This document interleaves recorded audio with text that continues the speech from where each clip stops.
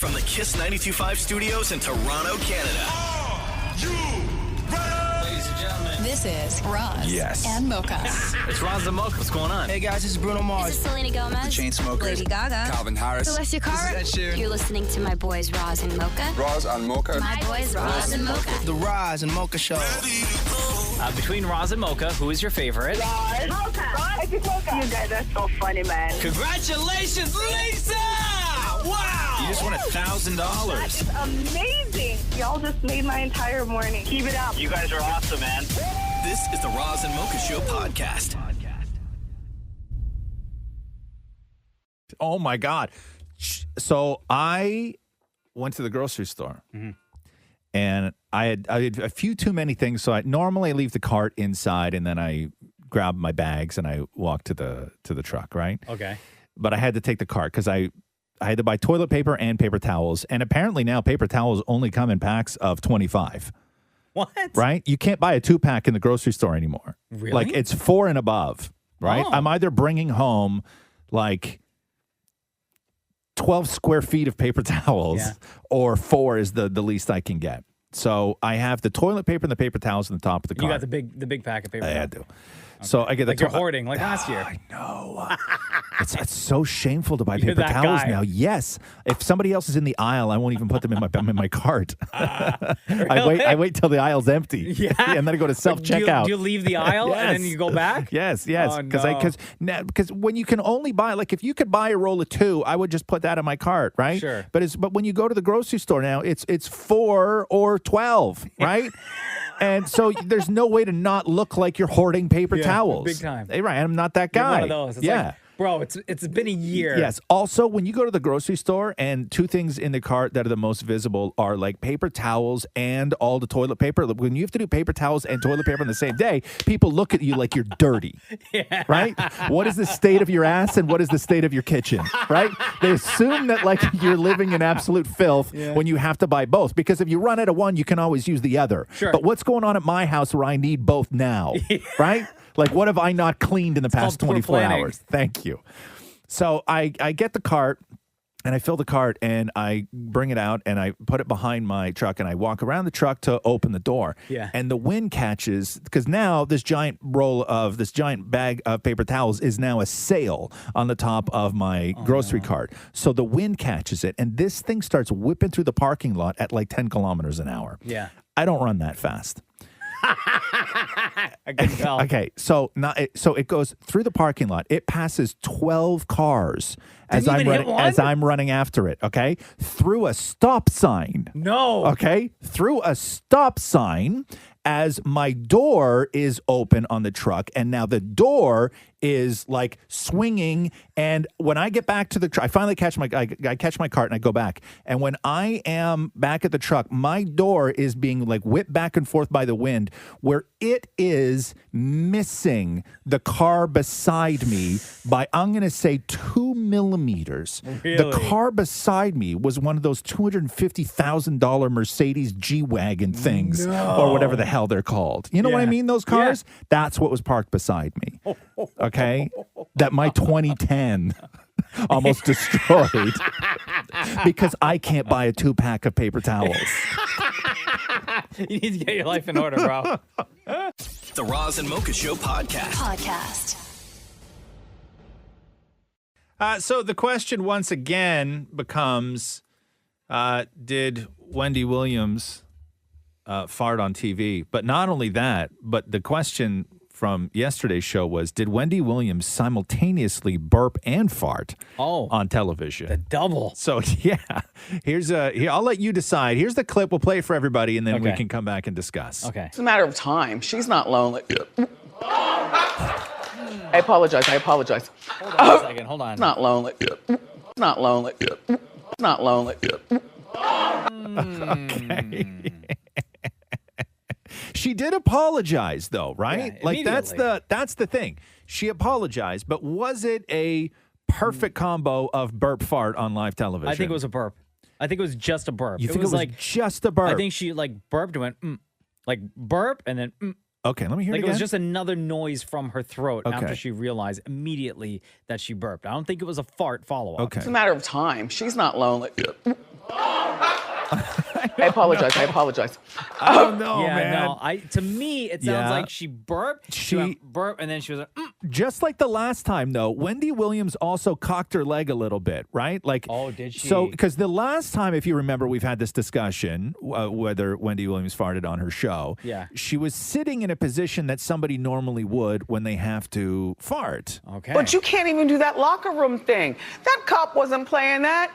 I mean, you're lucky you only got battery. Okay. What if he filed for sexual assault? Okay, so Wendy Williams had this to say the last time when somebody said, well, if it wasn't a fart, why do you lean over like that, right? And Wendy Williams said this, let me tell you something right now. I don't lean over like this to release a fart. I lean over like this because it's comfortable. If I sit up straight all the time, it's heavy on my spine. So she's just like adjusting herself? So yeah, I guess this... Like the old one? Yes. Clearly a fart. Because much like other examples of people who have been caught farting on television. Well, one of the famous ones, Whoopi Goldberg, if we're going back to talk shows, right? Yeah. But they do a pause, right? They pause before the fart happens. What was I say? What was I say? Like she said something and then she paused for a second, right? Excuse me. I think I just blew a little frog out of there. Right? So she said and she acknowledged it. She acknowledged it. Yeah. You're right. So so that was Whoopi. Max Kellerman, when he was on ESPN. This is another very famous did he or did he not fart on television. He ain't scared of anything. Well, is Draymond scared of something? No, but the difference is that Draymond is usually arguing and fighting. Okay. See, I think he tried to time the fart with a word so the words would cover up the fact that he farted. Right. And then there was, of course, Rudy Giuliani in court in this Michigan. Guy straight up farted. The answer that I gave you is they didn't bother to interview a single witness. Just like you, they don't want to know the truth. Well, you probably know the truth. But I think that it came out because when he says witness, he tenses up. Yeah. Single witness. Single witness. Yeah. Single witness. Yeah, he tried to time the word witness with the fart too, right? Yes. Single witness. Yeah. Right. Difficult. See, hold on. Now I got to go back and listen to the Wendy Williams one to see if it actually was a burp and fart. It's a matter of time. She's not lonely. See, now I'm kind of I apologize. Right. Hearing all these other examples, yes. I'm kind of second guessing now. I think Wendy Williams yesterday did burp and fart at the same time. The Roz and Mocha Show podcast. Shower thoughts on Reddit. We haven't done this in a while, Roz. Oh, yeah. The randomness that goes through your mind on the daily. And in that moment, it totally makes sense. But then when you sit back and think about it, or you read it out loud, or somebody else reads it out loud, it's so ridiculous. The most unhelpful thing in the world is a toddler trying to be helpful. That's so true. Oh my God, that's so true. Being 5 minutes early to an appointment doesn't feel that early, but being 5 minutes late feels really late. Everybody thought having a calculator on you at all times was going to be a game changer, but the real ish is having a flashlight. I would say, I think most people use their flashlight on their phone more than they do the calculator. They are both my number one and number two things that I use the most on my phone. Seriously. The flashlight and the calculator. I actually use the calculator more. Yeah. Which is weird. Oh, wow. I always have my calculator out. It'll just, if I open my phone sometimes, it's only on the calculator. Oh, seriously? It's like my phone is a calculator, and then I have to, deactivate the calculator to get it back to phone. These are shower thoughts from Reddit, by the way. Telling someone they look better with a beard is basically saying that they look better the less you can see their face. With less face. The sound of trickling water can be the most relaxing or anxiety-inducing, depending on where you are and when you hear it. True. Yep. This one's my favorite. Okay. Accidentally liking someone's post while snooping through their profile is the digital equivalent of stepping on a twig while sneaking through the forest.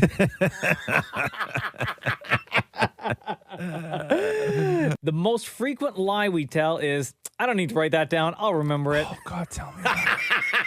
That is so true. That's why I use the Notes app on my phone so much. True. It's hard to find the Notes app. What are you talking about? I don't know. Why don't you just search on your phone? Notes. Search on my phone, because by that time it's gone. You don't know how to search on your phone? No, but it'll be out of my head. What I do is I open up an email and I write an email and I send it to myself. Oh. But then what if you forget to check your email? Well, the problem is I write the email and I send it to myself, but I never put a subject in it. Oh, so you never see it. So I have thousands of emails that I've sent from me to me with no subject line. That's why you need to use the Notes app. All right, again, these are shower thoughts. Just a few more to go through here. It needs to soak is probably the biggest excuse for not doing the dishes. WTF is literally in the middle of the week. By saying, without further ado, you just further ado it a little bit. And finally, shower thoughts on Reddit. Mentos should print little messages on their mints like, you're awesome, or looking good, and call them complimentos. The Roz and Mocha Show podcast. Hello? Rachel. Hello? Hi, it's Roz and Mocha. No. Yeah, how are you? Oh my God, I'm good. How are you? Good. We got a note from your husband. He didn't say what his name is, though. But your husband reached out and said that you, Rachel, are obsessed with the Roz and Mocha Show and that you're going in for surgery and you're really, really nervous. So we just wanted to call to help calm your nerves a little bit. Gosh. Yeah, okay, my husband's Chris Greentree, so shout out to Chris. Yeah, I'm getting a breast reduction tomorrow. Oh, are you really? Wow. Yeah, it's actually my second one. Your second? Yeah. Jeez. Yeah. What is what's the reason? Big boobs are overrated. I really don't know how else to explain it, but yeah, I got my first one done when I was 18, and I booked it about a month ago, and I'm super pumped. But I'm a little bit nervous, so. Oh my God, I can't believe I'm talking to you guys right now. So what was the conversation like with your husband? Like, was this something that you had sort of always discussed? Because I've known people who have gone through this, and boobs wind up being the conversation that is just had over and over and over again, because it is a big step to go in and get something like this done. Even psychologically, like you start thinking to yourself, like, what woman doesn't want big boobs, right? And totally. And so was this a conversation that you guys just had sort of over and over and over again? And how did you wind up on the decision to go back in and get another surgery? Well, he's more of a butt guy. So, all right. He doesn't really have much of a problem with it. He's not like good with blood and all that stuff, because after it's done, it's not a really pretty scene. So we were actually talking about it last night, and he's like, I don't know how I'm going to be able to help you, but he will be. He'll do it because he loves me. But it's a scene to see after, because it looks like it won't get better, but he's very supportive. And what's the recovery time like? So they say last time I got it done, I went to the bar like 2 days later. Really? I probably shouldn't have, but they say 72 hours to stay in bed. Yeah. But this time it's a little different. They have like dissolvable stitches. Last time I had staples, so I had to get those damn. Yeah. So Rachel, how old are you now? I'm 25, turning 26 in about 2 months. Okay, so almost 26. The first surgery you had was when you were 18. Between 18 and now, like, what were you feeling that brought you to the decision to have another breast reduction? Well, when I first got mine done at 18, I was like a 34G. And I got a breast reduction, and it didn't really do a whole lot. I don't know if it was because I ended up, because I was young, right? I don't know, like when you don't stop growing until, I don't know, 25, right? So now I'm just at the point, I don't want kids. My back is killing me. I work an office job, and I don't know. I can't wear cute clothes. I always wear hoodies. So I was like, screw it. I'm just going to get it done and do it while I'm young and can actually wear cute clothes. So now do you get to like go and pick out a full brand new wardrobe? Yes. Yeah, you must be That's what pumped I'm about looking that. forward to. Yeah. What do you? Oh, I'm so pumped. There has to be a thing. Like, what is the thing where you're like, God, why can't I be the woman that can wear that? Like, what's the first thing on your list that you're gonna put on when you got the body that can fit into it? Oh, a cute bralette, a cute bathing suit top, because when I order bathing suit tops, I have to get like an extra, extra large.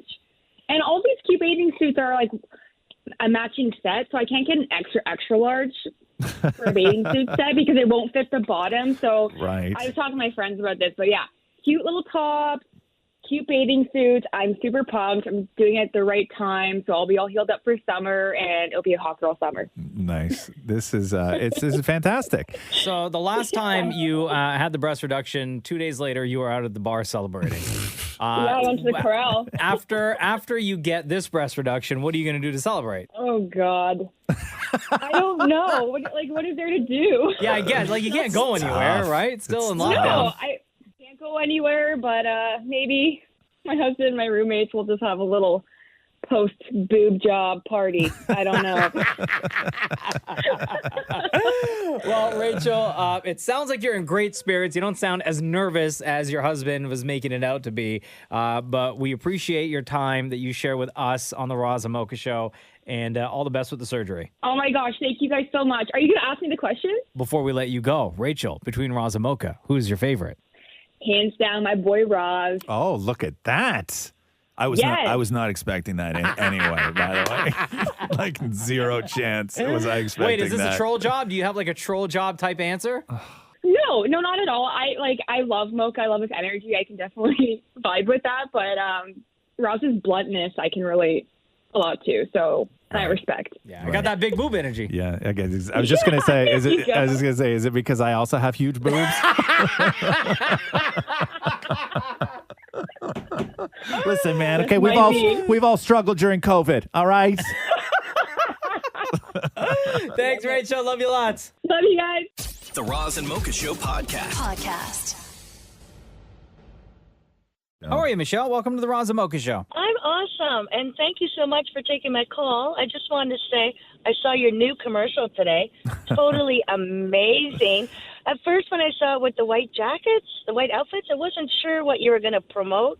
Garbage Man, wasn't sure. Wow. Then when I saw the amazing pink lights and everything, you guys do totally amazing commercials, and I just love it so much. But just one question. Yeah. Why isn't Maury in any commercials? Maury has been in commercials before. Oh, he has? He was like a thing you had to find. The Easter egg, yeah. I will say that shooting a commercial during COVID is very difficult, and there was a lot of things that we wanted to do that we didn't get a chance to do just because of regulations. So it was follow like really, really hardcore rules, which of course everybody wanted to do, or wait, and we made the decision to not wait, and it was a fun it's a fun day, but man, doing something like that during COVID and making sure that everybody is taken care of is not an easy thing. Yeah, that's true.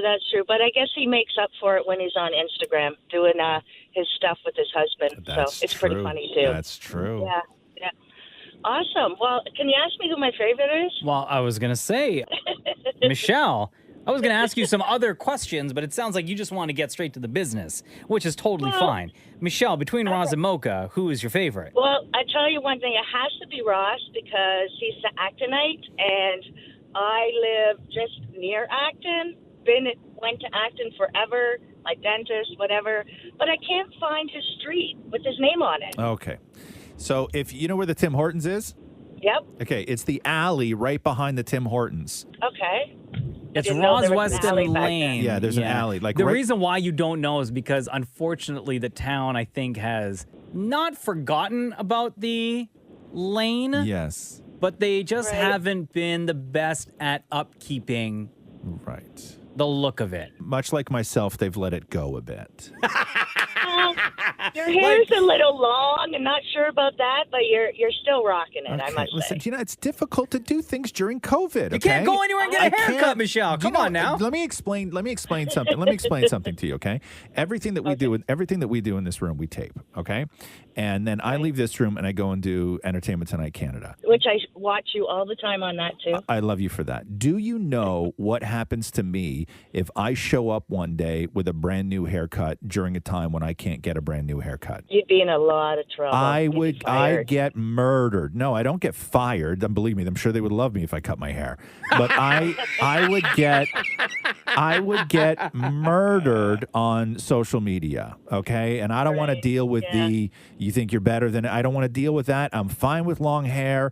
And I've had more comments about my hair the last 3-4 months from people who it's like people my mom's age are writing me telling me to get a haircut. Really? Yeah, it's weird. It's weird. I get a lot of comments from people, and there's a lot of and then people. There's one whole week. Remember when Ted Cruz went to Cancun? Yeah. Yeah. You know what I dealt with that week? What? People sending me pictures of me beside Ted Cruz, saying that we look the same.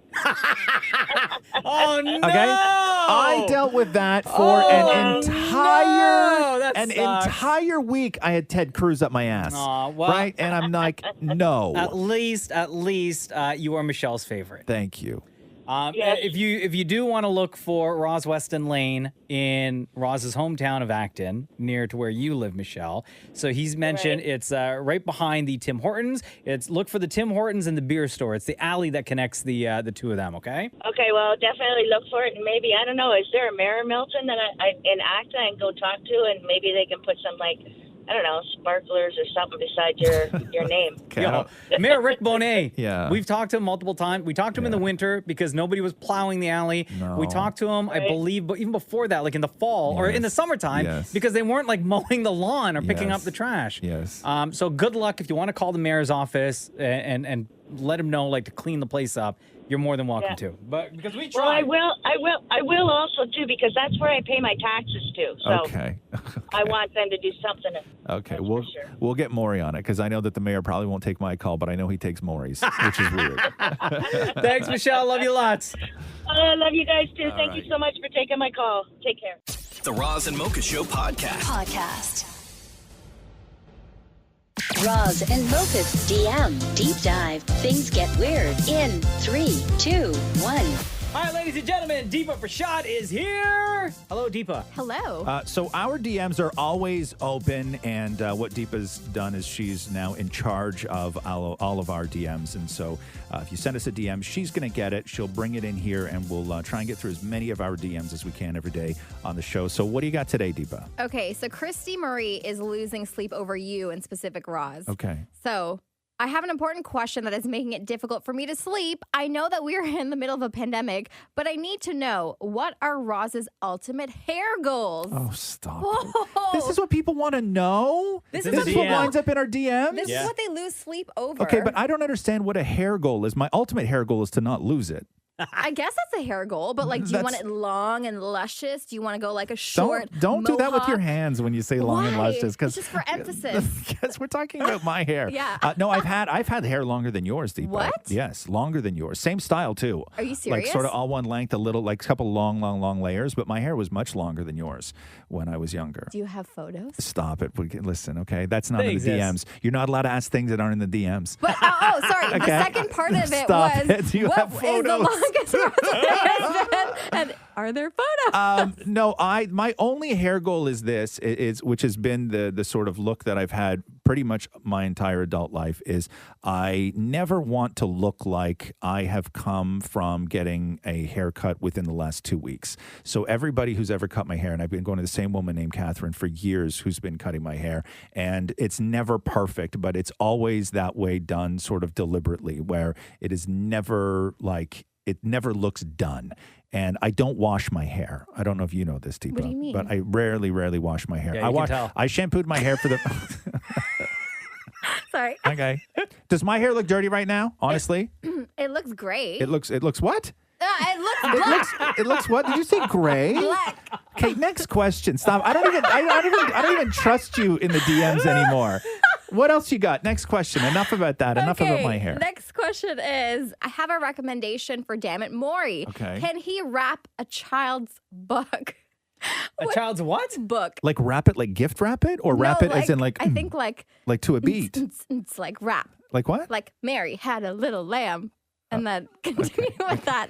Wow. Okay. The idea. musical talent of this room right now. I swear to God. It's very high. Maury, do you have a book you can wrap? I happen to have Good Night Moon. Oh wow, you can rap Goodnight Moon? Yeah. Okay. Well, Why no, do I they want? can't. But why do they? Here's my question: why take the time out of your day? Like, and I want to be really, really critical of this, but I'm also very appreciative of anybody who takes the time to DM us. But you have so much to do in a day during a pandemic, and you take time out of your day to DM us. Can Maury rap a children's book? Like, what is going on? But the short answer is no. But what is going on? Okay, we're going to find that out. What is going on in your life where you need to know that? Well, do you know what time of day that came through? No. Because I need to know that. We're going to have to find out, because if that's during work hours, you should be fired. Okay.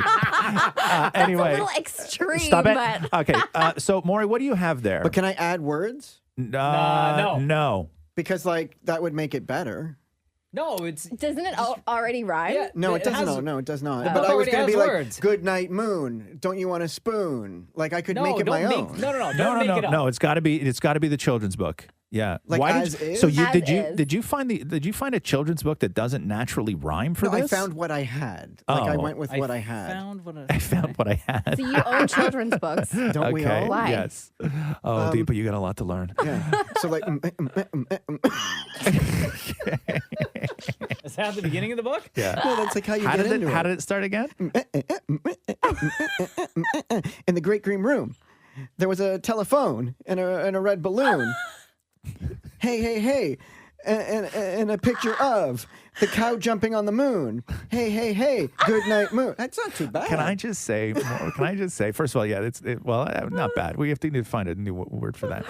Can I just say what it's like to have Deepa in the room right now? Because Deepa's never been in the room for anything like this before, and you legitimately look like you've never seen something like this in your entire life. My ears kind of hurt. Okay, Maury. But I Okay, do like it. one more time, Maury. Start it off the way that you started it.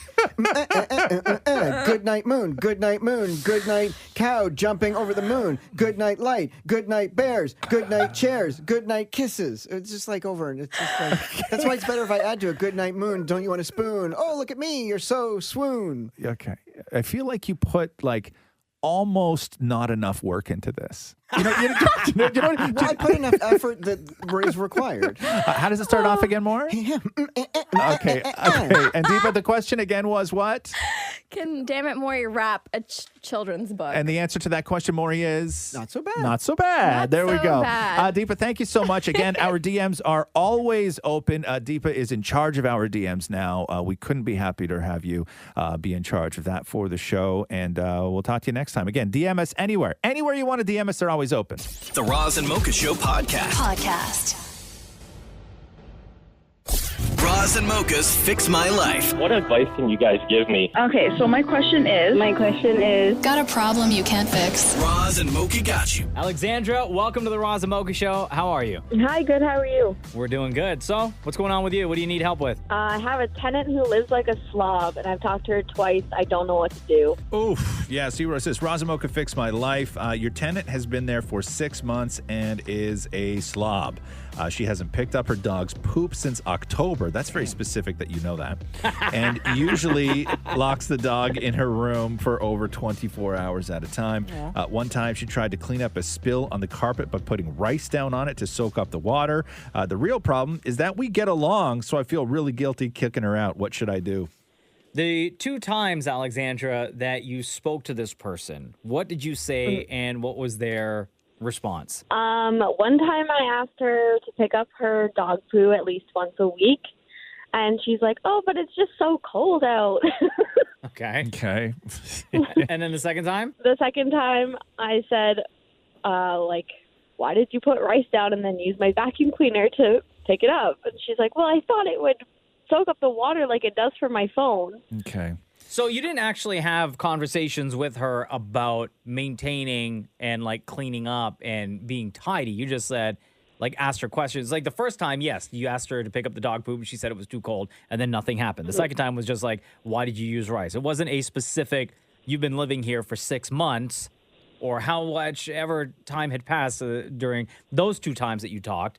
Here are the issues. You haven't had that conversation. No, I have not. So explain the dynamic here. So is this like when you say that she's renting from you, like is she renting a part of the house or is she renting a room with like, are you guys sharing space or does she have her own space or how does it work? Yeah, like the agreement was that she could have the basement. She has her own bathroom down there. Okay. And then she has a room upstairs. So we share like the kitchen, the laundry room. Okay, and that should be it. So you're pretty much roommates. So you share common space and this kind of thing, right? You just do have your own individual space. When it comes to like tenants and stuff like this, I don't even think that you can consider this before you know what you're even allowed to do. Like, are you allowed to evict somebody during COVID right now? I don't know. And where I live, there's no spaces to rent. So. Yeah, I mean that's her problem, not your problem. Where are you again? Where in Canada are you? Thompson, Manitoba. Oh, okay. Okay, so you're Manitoba, yeah, but you need to check. You need to check whether you can even, because I know a lot of the provinces were putting down some like rules on landlords that you can't evict during COVID and all Would this she even and all be this other considered a stuff. landlord, or is this just like a roommate situation? Do you guys have a lease together? Yeah, I own the house, and then I told her she could rent a room because she had nowhere to live. But do you have a lease together? Like, is there paperwork involved? Yep. Yeah, you do. Okay. And I mean, you have to check what your rights are, and then it's up to her to do her due diligence to figure out what her rights are. But if you want her gone out of your life, then you need to sort of move forward to figure out if you can actually even do that right now. I would suggest maybe having a conversation, because the conversations that you've had with her seem to be based around specific, sort of incidents. Water on the floor, the rice, the vacuum, that's a specific thing. I think that you need to sit down and have a conversation about boundaries and about rules and what the expectations are from somebody who is renting space from you in the house. And you need to have that conversation. She needs to know what the expectations are and what's expected of her. Mm-hmm. We had that conversation before we moved in, but I could probably have it again. Yeah, you should have it again. You should have it again. It sounds to me maybe a little bit like she's, doing this stuff because one, it's what she's used to, and two, because you don't say anything. Mm-hmm. You're easy. Yeah. Don't be scared. Are you scared of her? No, we just we work together, so I don't want anything to happen at work. Alexandra, what you doing, girl? Yeah. You didn't know this girl beforehand before you invited her to live with you in your home? I somewhat did. Yeah, no, I guess. Like, how are you going to know what their living situation, like how they live their lives outside of what you know of them interacting just at work, right? Yeah. But I'm with Roz. You definitely have to have a sit down with her and air it all out. Let her know. Okay. Yeah, and you can just say, hey, listen, I like you. I enjoy the company. I don't like being lonely. I like have somebody here. I like the extra money. We get along. That is a huge bonus, but there are some issues. And, we are friends. We are get along. We are coworkers. But I'm also your landlord, and we have a lease agreement, and you pay me money per, in the month to stay here. So we got to go over some ground rules when we're sharing this kind of space together. Mm-hmm. Okay. Does that help out, Alexandra? Yeah, it does. Yeah. I just need to. It's tough. All It's right. not easy. Good luck. We're going to follow up with you and see how that convo went. Okay. How much dog poop are we talking? Well, it's a really big dog. I think it's half coyote, so... Oh my gosh. Well, dude, since October? It's a lot. How many times a day is that dog going outside? That's a lot. Yeah. That is... to be fair, we've had, a lot of snow this winter. I know, but Alexandra, at some point, all of that snow is going to melt. And you know what you're going to be left with? A backyard with soupy poop. Oh, what a disaster. Left. What a disaster. And it is a nightmare to clean up. I've gone through this. I actually went through this last week. Did you? The thaw? Yeah. Oh, it is. Alexandra, it is so gross. It is so gross. And it got to a point where I was using individual bags, and there was so much back there. It's not cool. I had to use a shovel and a bucket. Yeah. Oh, it's so gross. Yeah. It's so gross. Anyway, go have that conversation, Alexandra. Okay. All right, girl. love. You take care. Bye-bye. Thank you. Roz and Mocha's Fix My Life. On Kiss. Happy St. Patrick's Day. Happy St. Patrick's Day. Second year in a row, we can't go out and kick it and celebrate. I know. Dippity-doo, dippity-doo. Amor, dippity-doo. Dippity-dippity-doo. Dippity-doo. Dippity-dippity-doo. That's Maury's Irish accent. It's been that way for years I'm now. doubling over with laughter. I wish that made me laugh. Oh. Good one. So this is we're now doubling up on things. Yeah. Huh? Hey, I see what you did there. What'd I do? Oh, where you at? Hey. We're doubling up on things that we missed last year. Unlike and last we're on year. the second time now. Unlike last year, you can do takeout green beer. Oh, you can? Really? Oh, I guess Oh, you yeah, could. because you could do takeout beer now, Yeah, right? sure. Yeah, or you can just buy your and do Your it own beer yourself. and food coloring. Everything's DIY now. You just got to do drink it beer. yourself. Yeah, or just have beer yourself. No, support local. Yeah. So there's no festivities. There's no drinking. There's no parades. There's no partying. There's no embarrassing moments. Well, somebody There's- turned the river in Chicago green. with Not what? somebody. Chicago did. Oh. It's not like a person went and like, Oh, it wasn't vandalized. like sneaking No, but around. Oh. You're supposed to believe it's the leprechaun. They showed it on the news. A big boat with like 6 guys and hoses.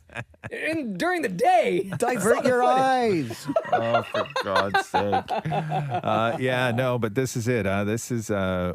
We're now starting to repeat all the things that were canceled last year. Yeah. Yeah. There would have been. This was the first casualty. I remember because we were so shocked. Everybody was shocked that this was the real first big casualty of COVID last year was canceling all the St. Patrick's Day stuff. Because normally on St. Patrick's Day, I'll go to an Irish pub and record awesome drunk people. Yeah. And I remember texting Mocha going, I don't know what to do. Yeah. And Mocha said, you stay home. Yeah.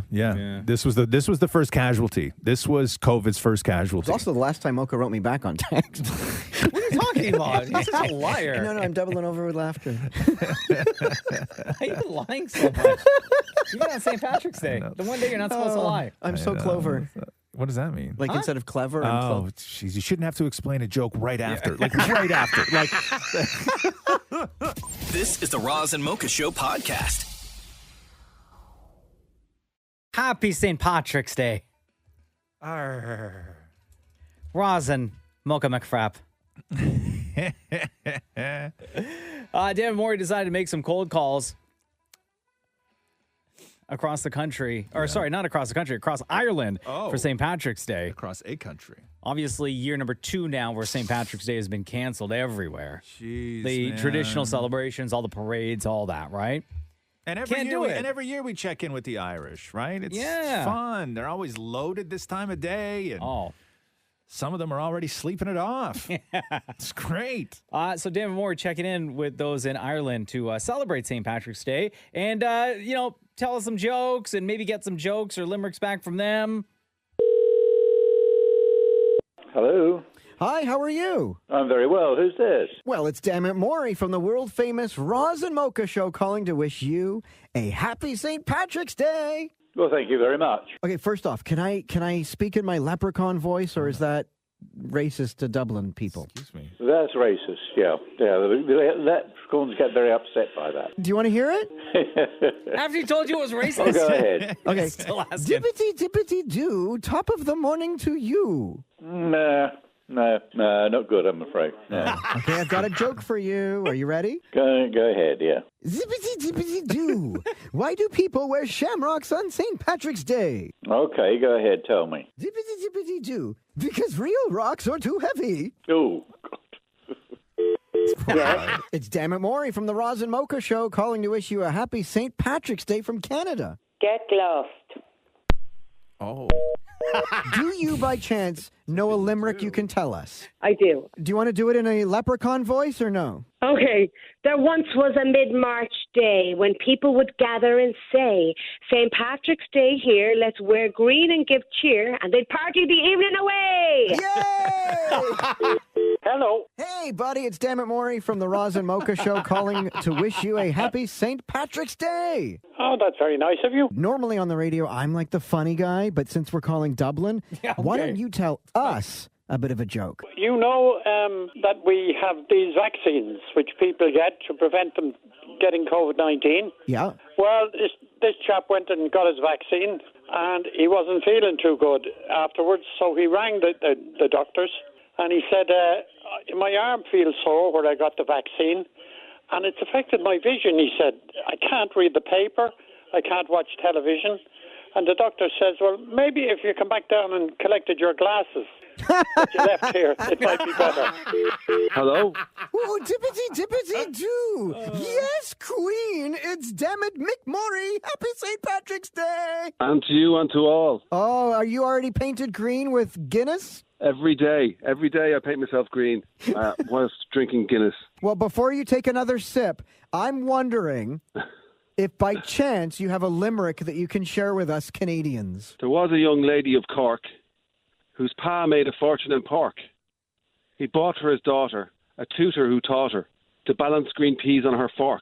Oh, how's that? I love it. Yes. Is there any chance that you know an Irish, like a traditional St. Patrick's Day song that you can teach me one line from? Well, would you believe I am not only a singing teacher, I'm also the lead singer of a band, so I think I can definitely help you out with this one. Ah, the luck of the Irish, I found you. So the part of the chorus is the most famous bit, so if you just sing after me, alive, alive, oh, sing that. Alive, alive, oh. Alive, alive, oh. Alive, alive, oh. Crying cockles and mussels, alive, alive, oh. Calling the tacos, alive, alive, oh. Nearly there, you were there. Good enough. Alive, alive, oh. Alive, alive, oh. Crying cockles and mussels, alive, alive, oh. Wow. Happy St. Patrick's Day. Happy St. Patrick's Day, guys. The Roz and Mocha Show podcast. Question for you. Shoot. They did a poll and they asked people, hey, Damon Maury, come on in here for a second, my love. They did a poll and they asked people, how often do you eat dinner in front of the television? Every single time. Oh, God. Rare. It's very rare. Except Valentine's Day.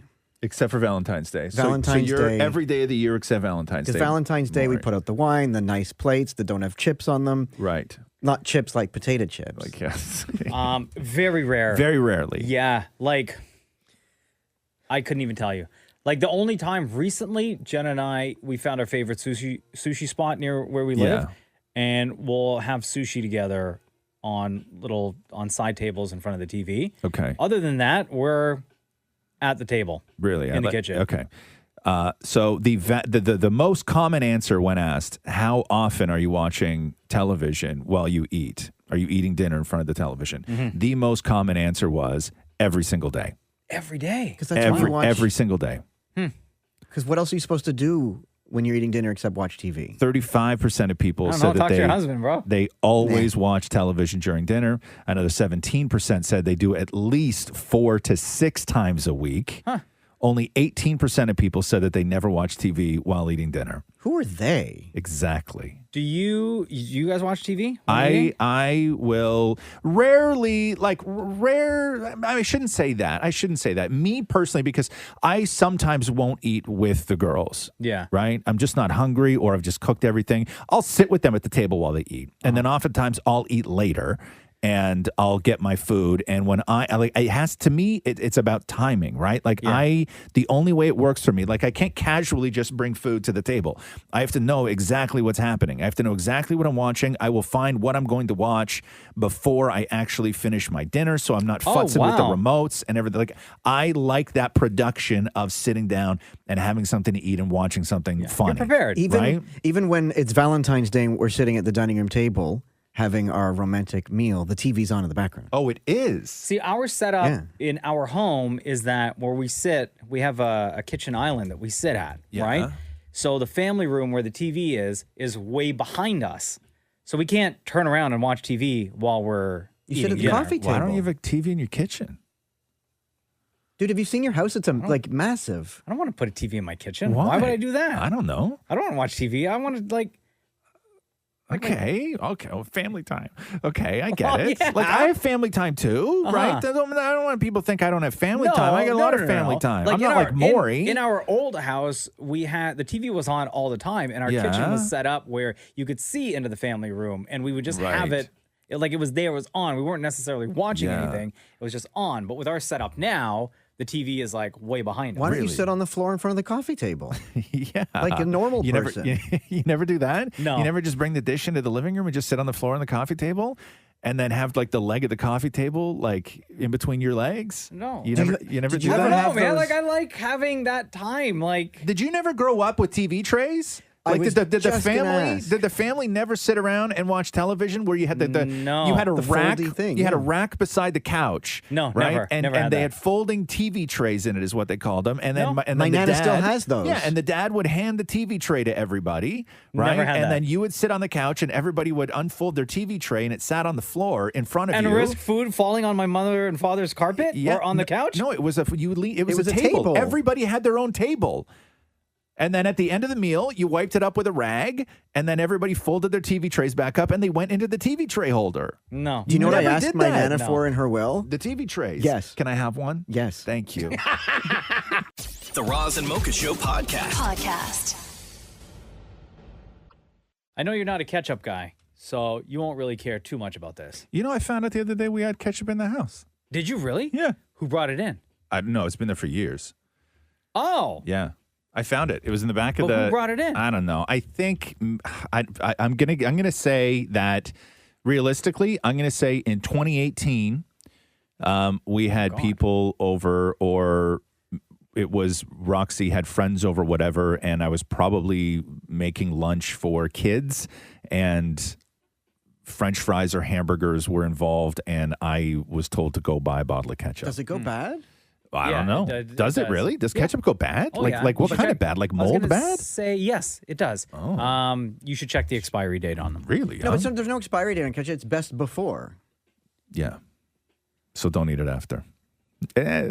Best before, after. So past couple of years, Heinz has been doing these mashups with ketchup, and they have new ones out. So in the past, they've done a mayo ketchup combo, all in the Classic, same bottle, sure. and they call it Mayo Chup.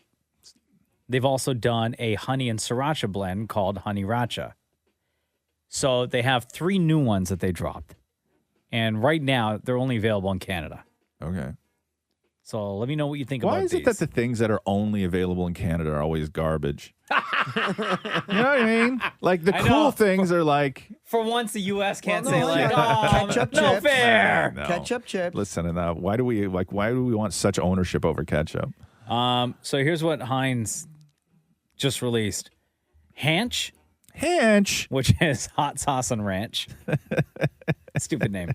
There's wasabioli, which is wasabi and garlic aioli, and tarchup, which is tartar sauce and ketchup. Isn't tartar sauce already?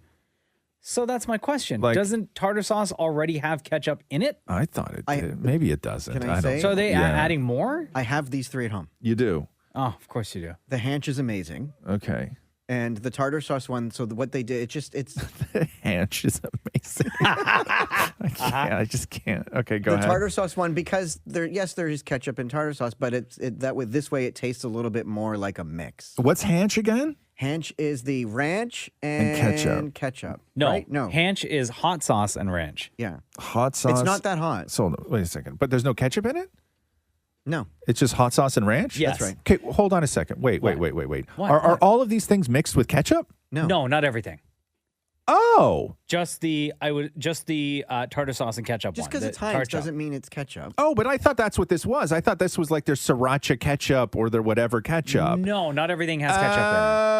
Okay. My only issue Okay. with this is I like to mix my own. I like to mess with the blend. Your own ratio. Yeah, like Yes. rather than having it all Understood. But these pre-done were for ones me. that people, so they found people over the years who have done stuff, mixed things or whatever. This is all based on people on social media that have done this at Right. the wedding or whatever. And then Heinz has scoured and found these and made them. Right. That's like And paid my tribute that's like to these people. That's like Roxy. She just calls it ratio. It's really Freo, which she mixes Frank's Red Hot with mayo.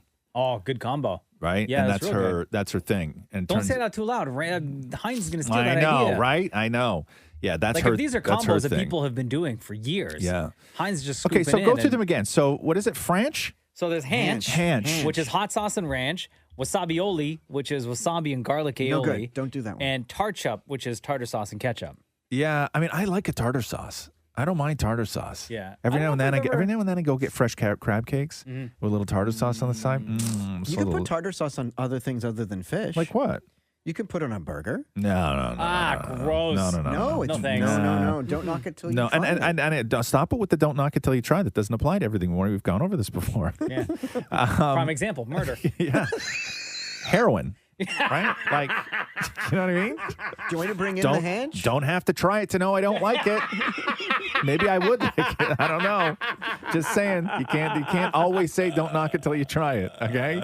But I'm with you on this. I like to, if I have all those things at home, I like to be responsible for the ratio. I like to be responsible for what I do sort of with it. Yeah. Right? But don't you like when other people do things for you? Well, like murder? The Roz and Mocha Show podcast. How are you, man? Oh, I'm good. Let me ask you this question. Yeah. Let me get it first. When you think in terms of like unwritten rules that everybody should follow, do you have any? Unwritten rules? Yeah, there's just things that aren't laws, but the world would be a better place if we all just followed them. I'll give you one example because they asked a bunch of people to put together what unwritten rules they felt should always be in place and everybody should abide by. Okay. Things like don't leave your shopping cart in the middle of the aisle. Oh, If you're going down the aisle. That's a real D move. And you realize you just passed the mayo and you can't double back, don't leave it in the middle of the aisle. Just move it off to the side. That's an unwritten rule. I agree with that one. That people feel. Absolutely. that Push the your world would garbage be a down better- the chute. Don't leave it in the drawer. Sure, yeah. I guess that's an unwritten rule, too. You know what I don't like What's at the that? grocery store? What? Is if somebody, let's say, picks, I don't know, apples, right? Yes. And they put the apples in the bag. And then they decide they don't want the apples anymore. Oh, and they just leave the bag on top. Yeah. Like, dump all the apples out, But idiot. it's worse when you see the bag of apples on the toilet paper shelf because they Yeah, realized somewhere later else. on in the store that they didn't they want don't the want the thing, apples. yeah. Yeah. Idiots. I saw pork chops No. in the pharmacy section. No. Yes. Yes. Next to the Tylenol? Yes. No, it wasn't Not next cool. to Tylenol. It was actually next to the condoms. Okay, then. Yeah, I laughed. We see what was more important. There's a pork joke in there somewhere. If someone hands you their phone to show you a picture, don't go looking through the other pictures. They say that that's an unwritten rule that everybody should follow. Yeah. Don't heat up fish in the office kitchen. Oh, the worst. I always said that if you wouldn't eat it in a stranger's car, don't eat it at work. In a stranger's car? What are Yeah. you doing eating in a stranger's car? No, like I don't know, like an Uber or you're carpooling or you're doing whatever, Oh, right? yeah. Like if you wouldn't eat it there, don't eat it at work. Then you could say that about tuna sandwich. Yes, I agree. Absolutely, I don't yeah. think you should. I don't think you should eat tuna at work. And I love tuna. But people complain also about popcorn in the work microwave. They banned popcorn from Mm-hmm. places, but it wasn't because the problem wasn't because popcorn smelled bad. The problem was because people would burn popcorn. Yeah. And that is a smell that is like it's chemical. Like it And it doesn't go away. No, and it doesn't Like, go away for a while. Yeah. That happened here in this building. Yeah. They banned popcorn in the microwave. Yeah, because that's Because just people forget. You yeah, put it in, pop exactly. it in for like 2 minutes, then you Yeah. run back to your desk, and then you're like, oh, crap, I forgot. Yeah, and you burn the popcorn. Yeah. Oh, unwritten rule. Yes, go. When you finish the toilet paper, change the roll. Well, that's I think is just a hard up rule, is it Yeah. not? I would say so. But sure, yeah, I'll give you that. If you borrow someone's car, fill it with gas. Oh, good Or one. at least give it back to them with the amount of gas that was in it when you Yeah. borrowed I it. could never imagine lending my car. No? Don't end an apology with an excuse or say something like, I'm sorry you got upset. Oh. I do that. I know you do that. You're the king of that.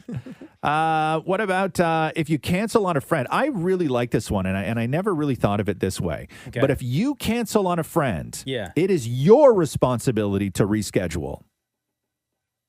Oh, okay. If you want to. Sure. If you want to, sure. Yeah. Yeah, unless you're canceling because you actually don't want to hang out with them. Yeah, then you don't. Right. But Who let's cares? say something comes up and you have to cancel. Right. You Don't just say, hey, let's reschedule. Right. You follow through. You have to reschedule. Ooh, unwritten rule. Yes. If you sleep on a friend's couch, you have to fold the sheets. Okay. Okay, I don't know how many couches are you sleeping I on, know. Maury? Is everything okay at home? Also, let me. Okay, hold on. When's the last time? Do you know what I'm saying? When's the last time you slept on a friend's couch? Yeah. Oh, it's been a while. Like a long time. Oh, no, that's not true. Pre-Matthew, right? No, pre-COVID. Like if we both slept at one of his friends' houses out of town. Right. How many times you guys going out of town? I don't know these stories. You guys aren't busy. You're not that busy. No, you crash on the friend's Crash. couch. One time. Oh, we had to Yeah. crash. Yeah. We had to crash. I bet it happened crash. like literally Yeah. once. Yeah, exactly. Years ago, Yes. before they got married. You got to fold the sheets. Right. Sure. I guess. Listen, if you're sleeping on my couch, you're not getting sheets, man. You'd be lucky if you get a pillow, okay? Okay? That's why you got a bed at home, at your home. The Roz and Mocha Show podcast. Roz and Mocha's DM Deep Dive. You wouldn't say that to your mama, so why us? Welcome, Deepa. Oh, What's going on? Thank you. How are you? Doing good. How are you? I'm good. Again, Deepa is now full control over our DMs, and every day you're going to come in, and we're going to try and get through as many as we can because our DMs can be an odd place. I've avoided them for pretty much the entire time we've worked on this show, but we thought we would open them up. So, Deepa, what is in our DMs today? All right. First comment comes from Sharon. She says, just finished watching In and of Itself. Wow, so good. Thank you, Roz. Right. That was in and of itself. We interviewed those guys from that show, from that movie. And it's still so incredibly difficult to explain because it's like a little bit of a magic show and then storytelling. And I didn't know what I was getting into. And then by the end of it, I was like, I was like in tears. I was like Very on the verge. emotional. It's super emotional. Have you seen this, Deepa? No, honestly, when I saw the comment, I was like, oh, this movie or whatever it is has to be about lawn care because that's probably the only thing Roz What's watches. the matter with you? But I'm glad to hear it's about magic and emotional stuff. No, honestly, we all watch it. Everybody else, we all watch Yeah, it. You it's should watch crazy. it. You should watch it. I'll check it out. Yeah. All right, next question is from Gianna. If Mocha smokes a joint before bed, he will not have any dreams. What does that because mean? you're night terrors. Oh, yeah. Oh, maybe you don't know. No. I get like severe night terrors. Like bad, where I scream and everything. Yeah, my wife, I'll make noises in my sleep, and my wife knows that those noises will then lead up to a scream. Yeah. So she'll wake me up, but in the process of waking me up, I'll still scream regardless. So their advice is to what? To smoke a joint before bed. Really? I don't know. Is there like a I don't know. Like proven fact? I try to meditate before bed, and I Okay. usually pass out Okay, right away. first of all, show of hands right now, because I need to know how hardcore this room is. Yeah. Show of hands right now to anybody in this room that has smoked a joint right before bed. No. Anybody. I've never. So Deepa's smoked hand's ever. down, my hand is down, Mocha's hand is down, Maury's hand is down, and Shem's hand is down. None of us in this room. We're hardcore. Yeah. Okay. Smoke a joint. Yo, I'll try anything. No. I would call, honestly, if Mocha told me that he smoked a joint before bed one night, I would call his mother. Do you know what your son is doing? Why are you such a hater? I know. I'd snitch. I would snitch. I'm worried about him. I'm worried about him. You're going down the wrong path? Yes. Okay, what else we got? Oh my gosh. All right. So the next one is from Sean. Is it acceptable to eat while using the bathroom? This is totally a Roz question. Yes. Okay, food in the bathroom, my rule is this. Nothing that requires a utensil. So an apple, yes, fine, no problem. A soup, no. What does the utensil have to do with it? It's too much of a production. That to me, if you're on the toilet and you have like a handful of almonds, say, okay, that's fine. You can start firing them in your mouth. But I think that if you have to have a plate on your lap, I think that's where I draw the line. What about balancing like a takeout container on your hand, right? You balance it like on one hand What's and then in you it, use though? the utensil to eat with the No other. utensils. I think that to me that's gross. Right? Okay. What? Don't you feel like using your own hands while you're using the washroom is even more gross than using like a fork? Oddly, no. Also, good point. Okay. Yeah. Okay. No. Okay. Listen. Okay. I feel snacking in the bathroom. If you need to snack, if you're on your way to the toilet and you pass something, okay, you pass half a sandwich, whatever it is, and you grab it and you go in with you, okay, that's fine to me.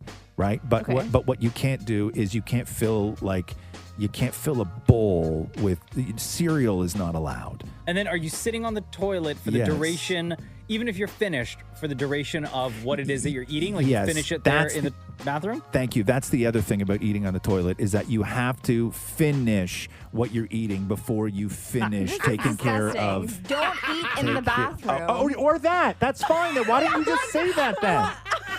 Those are the rules. If you ask me, those are the rules for eating in the bathroom. Oh man, You're wrong. And these are the questions or the things that come through on our DMs. Find us like pretty much everywhere. Like there's so many ways to get in touch with the Roz and Mocha Show. It's too many to tell you right now. So just go Google Roz and Mocha and you'll find like every social platform that we're on and get into our DMs. Leave your comments, your questions, whatever. And we're gonna do this again tomorrow. Thank you, Deepa. No problem. The Roz and Mocha Show podcast. Roz and Mocha's Fix My Life. What advice can you guys give me? Okay, so my question is. Got a problem you can't fix? Roz and Mocha got you. Hi, Nicole. Hi. It's Roz and Mocha. We are here in an attempt to fix your life. Wow, thank you. So what's up? What happened? I feel like I need to get my boyfriend an apology gift. I need to know what a good gift would be. Okay, so you wrote us this. Yeah, Roz and Mocha Fix My Life. You and your boyfriend got into a huge fight about his family life. He said that he's got a lot of responsibilities in the house, especially financial, and you guys have been fighting about this every month. We both said some pretty harsh stuff this time, so I was wondering what would be a good apology gift to give him. Now, do you want to get him a gift because you feel that you were wrong? I feel like some of the things I may have said was pure because I was just stressed out. Huh. And I did mention that I like it was too stressful. I didn't want to be in the relationship anymore. And I put doubt in him. Oh, and I wow. know it hurt him a lot, but I was just really stressed at the time. And we're okay now, but we are working on it. We've made a plan and everything, but I just want to get him something just to kind of say sorry. What is the family, like what's the situation that you guys are arguing about? What's the family stress? It is the responsibilities he has. He has a lot of siblings that he needs to take care of, and it's like not only financially, but it's also like emotionally, and trying to help them with like school and just to have for their success as well. So that puts a lot of stress on our relationship, and I'm trying to help him, but sometimes when it's a little too stressful, I just say these things that I don't really mean. And do you guys live together or he still lives at home? Still lives at home. Okay. As far as like a gift goes, this isn't something like, hey, sorry, I threw out your favorite pair of gloves by mistake.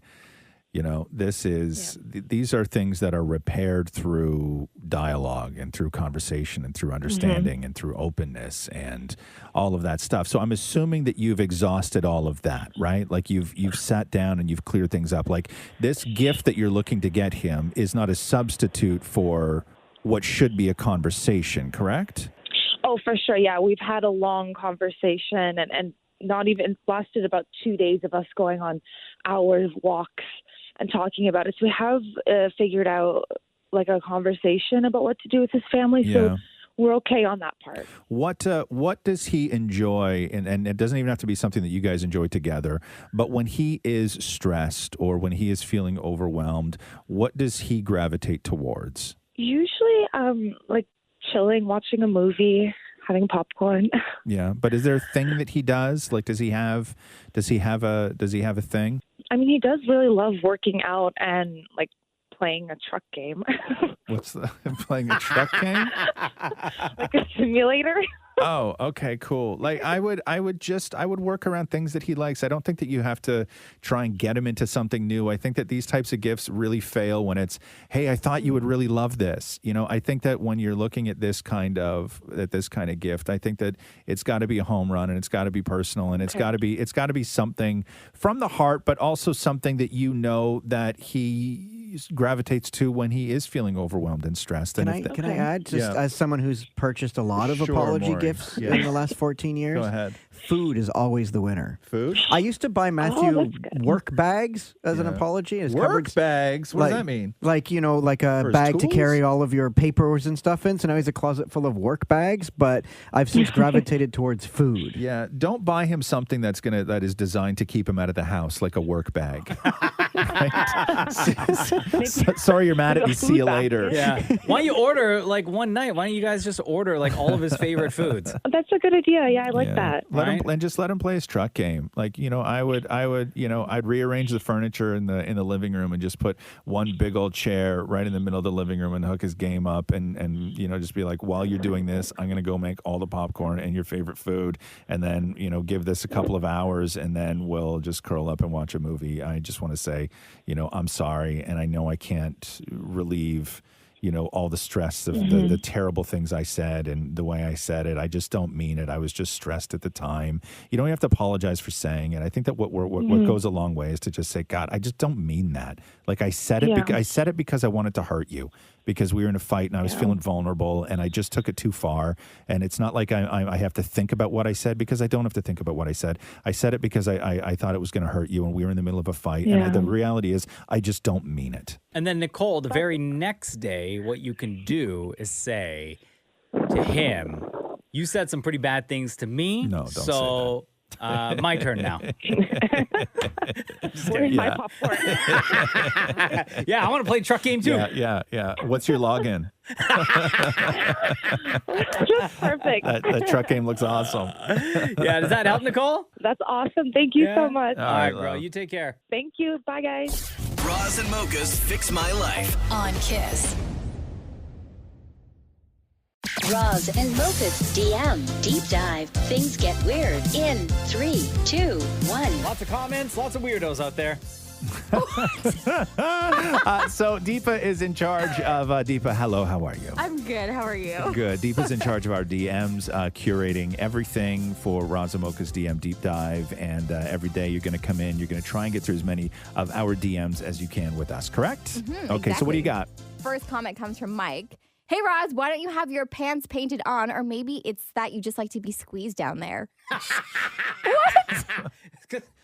Stand up. No, I'm wearing loose pants today. Oh, okay, his pants are always super tight. Yeah, I like a tight pant. What could I don't. Is this something people actually dislike about you, that you like tight pants? Dislike. I think it's something people have noticed about me. Are concerned? Not necessarily something that people dislike about me. This person seems to dislike it about you. Well, totally. that's fine. I don't need anybody to like my pants. I'm a tight pant hater. Okay, but do I like to be squeezed down there? Is a very interesting conversation starter. That is not the reason I wear tight pants, although I do feel weird when I wear anything loose. I'm much more comfortable in things that are tight. Really? Even your track pants, like on the weekends, if you wear track pants around the house, or you don't? What? Wear track pants around the house? Yeah. Like if I'm sick.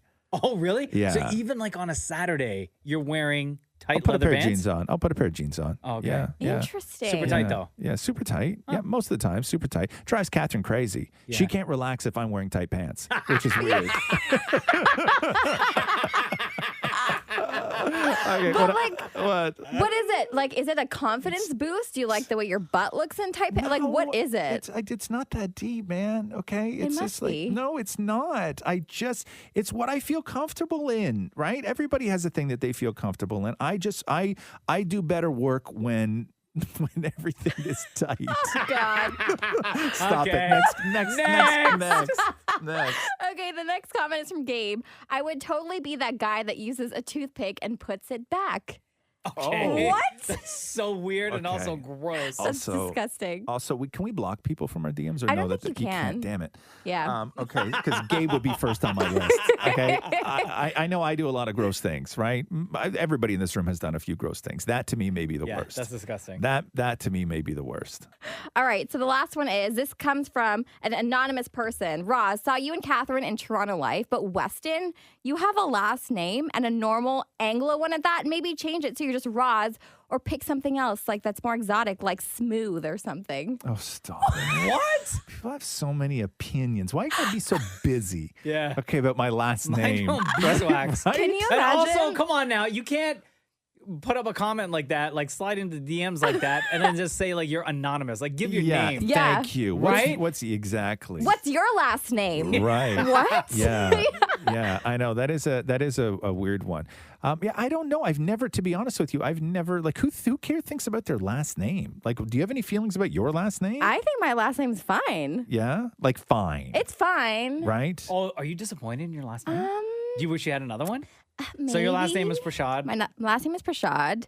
Do I know what I want it to be? Absolutely not. But like Prashad is like a food. People confuse me with like a food. So typically if like you go to the temple, the blessed food is called Prashad. So What is people it, make though? fun What of is me. it? What is it? What is the Prashad? That is what it is, like blessed food. Oh, it's not a specific food. It's yeah, just it's blessed just like food. blessed. Oh, and so I they make fun gotcha. of me for that. And I'm like, oh, guys. But like, isn't that a very popular name? I think so. I'm like, do you want my last name? Is that why you're angry at me? So I'm living with it. But I assume that that's a very popular name, Yeah. is it not? Like, I've heard that. Many people have that last name. It's like Prashad and Persad is a very common Guyanese name as well. But like when the British came to Guyana, they actually documented the name incorrectly. So it's supposed to be Persad, but when they wrote it down, it became Prashad. So half my family is Persad, and then our family is Prashad. So Who did the white man screw up? Your name or their name? our name, Your actually. name. Yeah. Okay, our that's name. unfortunate. So thanks, Roz. They probably wearing tight ass pants when they did it. Shut up. Listen, they were dealing with rickets and scurvy and pirates. No excuses at all. That's a long we journey. all got screwed in this.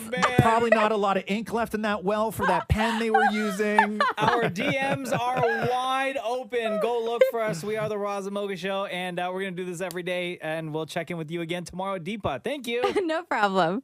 The Roz and Mocha Show podcast. You okay? My scarf got caught in my headphones. I went to undo it. You look like you're having problems over there. And then it became like a magic trick where I had my scarf around my neck, and then the scarf wasn't around my neck, but then the scarf was suddenly tied around my headphone cord. And I was just trying to figure out the logistics of how that happened.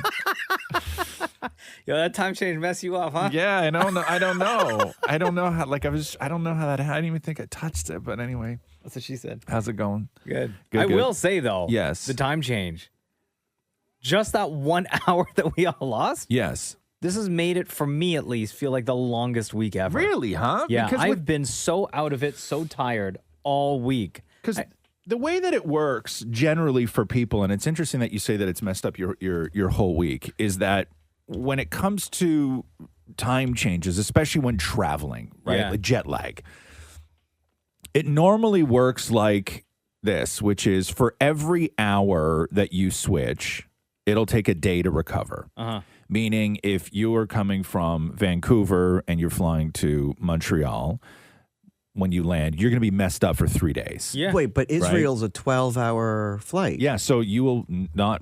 No, it's not a 12-hour flight. It's the time difference. Oh, okay. Apparently, it's hit Maury real hard. Apparently, It huh? messes with your hearing. I was like, 12 days. Because you had said earlier, you're like, man, this feels like the longest week, and I'm like, I feel like this week is flying by. Really? Yeah. See, I don't know. I'm having a great time, except for the whole scarf thing. Everything's easy. Like normally, typically during the week, I'm already like tired as hell, right? I'm just like constantly tired, no matter what, no matter how much sleep I get. But for some reason this week, and the only thing I can think of is because of the time change over the weekend, that it's messed me up even more. Also, because for me, it's not so much the loss of an hour. What screws me up during the time change is that my body sits on the couch and it looks out the window, and then it starts to get dark, and then my body starts shutting down, because when it starts to get dark in the house, I start turning all the lights down. Yeah. Right? Just to sort of get into evening mode. And now what happens is that's happening later and later and later. And so I'm not internally shutting down at the same time that I was when the sun was going down at 5:30 or then 6 o'clock. And then you add the extra hour to that. And I look at the clock and I'm like, it's 7:30. And I'm like, I feel like I got hours left in wish me, I could but have- I really should be like powering down. I wish I could have that opportunity, but they built a building next to my living room, so I get no light. Right. Ever. Pro tip, I yeah. started doing this. Which is what? I'm on week 2 now, and I find it helps, and I'm getting a better sleep. Okay. Is at 7:45 every night. Yeah. I take a melatonin pill. Yeah. No, can I change your pill? No. No. Listen to me. Ashwagandha. Yeah. I'm telling you, ashwagandha is better than melatonin. Yeah. Argue me on that. I don't know. I've never had it. So I win. Are you supposed to take melatonin every day? I don't think it's an everyday pill. Oh, I've been taking it every day. Yeah, I don't think you should. I don't think you're supposed to take it every day. No? No. I don't take it on the weekend. Sorry.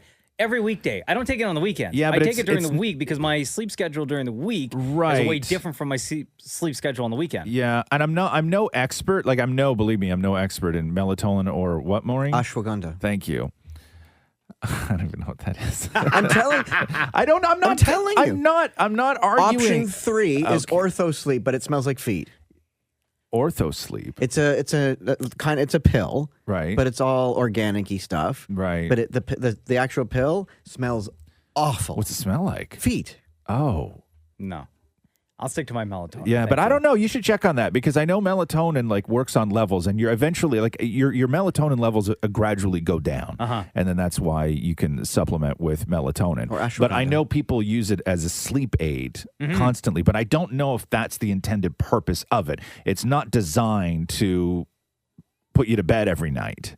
Well, I take it Sunday to Thursday. Option 4? And Wow. I feel great. Option You're 4? on option. I have one I'm option. giving you it's another one. melatonin. And that's it. I'm not taking that Wakanda pill that you just said.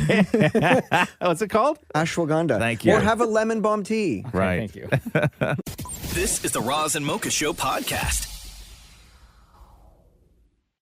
Hey, what's this new Bieber song? Peaches? Yeah. There's a photo that he put up on, I think it was IG or Twitter or both. I think he's filming the music video, or he already filmed the music video for it. Right. And we got a sound. We got a taste of what it's going to sound like. So explain to me what the Tiny Desk concert is. What is that? On NPR, ever since they've done this in the past. Like at-home concerts during the They're pandemic at home, kind of thing? yeah. Okay. And then they really picked up when the pandemic started, and they started reaching out to artists and bands to do these semi-acoustic or a mini version of a live show performance. Gotcha. And Bieber was next up on their list, and he did 4 songs: Holy, Hold On, Anyone, and Peaches, the new song. What do you want to hear first? Sort of stripped down kind of thing? Like, is it album versions or sort of more of like an unplugged kind of thing? It's in between because he's got a live band. It's like you're watching a live show. He's got a bass, bass player. He's got a guitarist, keyboardist, DJ, and somebody on the drums. Okay. All right. So, for example. Oh God, running to the altar like a track star. Can't wait another second, cause the way you hold me, feels so holy. You remember a year ago when everybody just first went into lockdown, how awful at-home concerts sounded? Oh, yeah. Now listen to this. You gotta be kidding me. You know what changed it, I think? When they did that big concert in support of frontline workers. And Gaga was sitting at the piano performing. And I think she was really the one that got it right in terms of performing from home using gear that you had access to. And then it just started to improve past that, where you get things like this now. And NPR has been doing a great job with these Tiny Desk concerts. Right? So he kept on performing.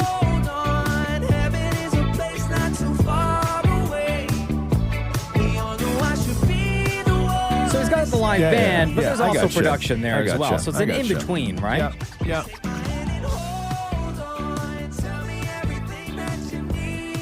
Yeah, if the album cut is a 10, this is set to like 7.5. Right. Right? Yeah. Okay. So what's Peaches then? This is going to be off the new record, right? Yeah. Okay. I don't know. I have a you feeling, heard this yet? I only heard it on this Tiny Desk show. Okay. Yeah.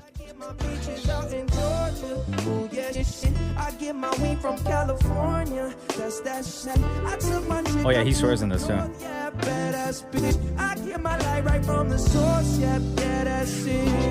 can't.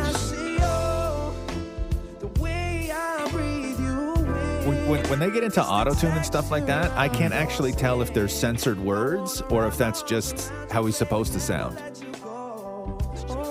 There's a whole run at the beginning of this where I don't know if any of the if I heard any of the words. no, the words are reversed. That's what I mean. But like, even the words that aren't reversed still sound like they're reversed because of autotune. Because of autotune, yeah. It's very Bruno Mars influence, I would say.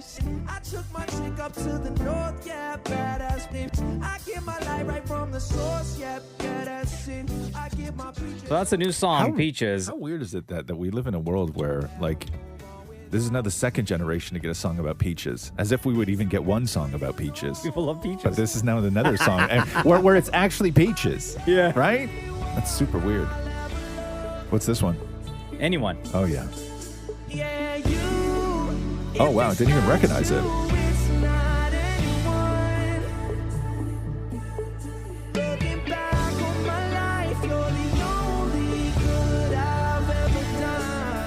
It's racking up the views on YouTube. It's trending right now.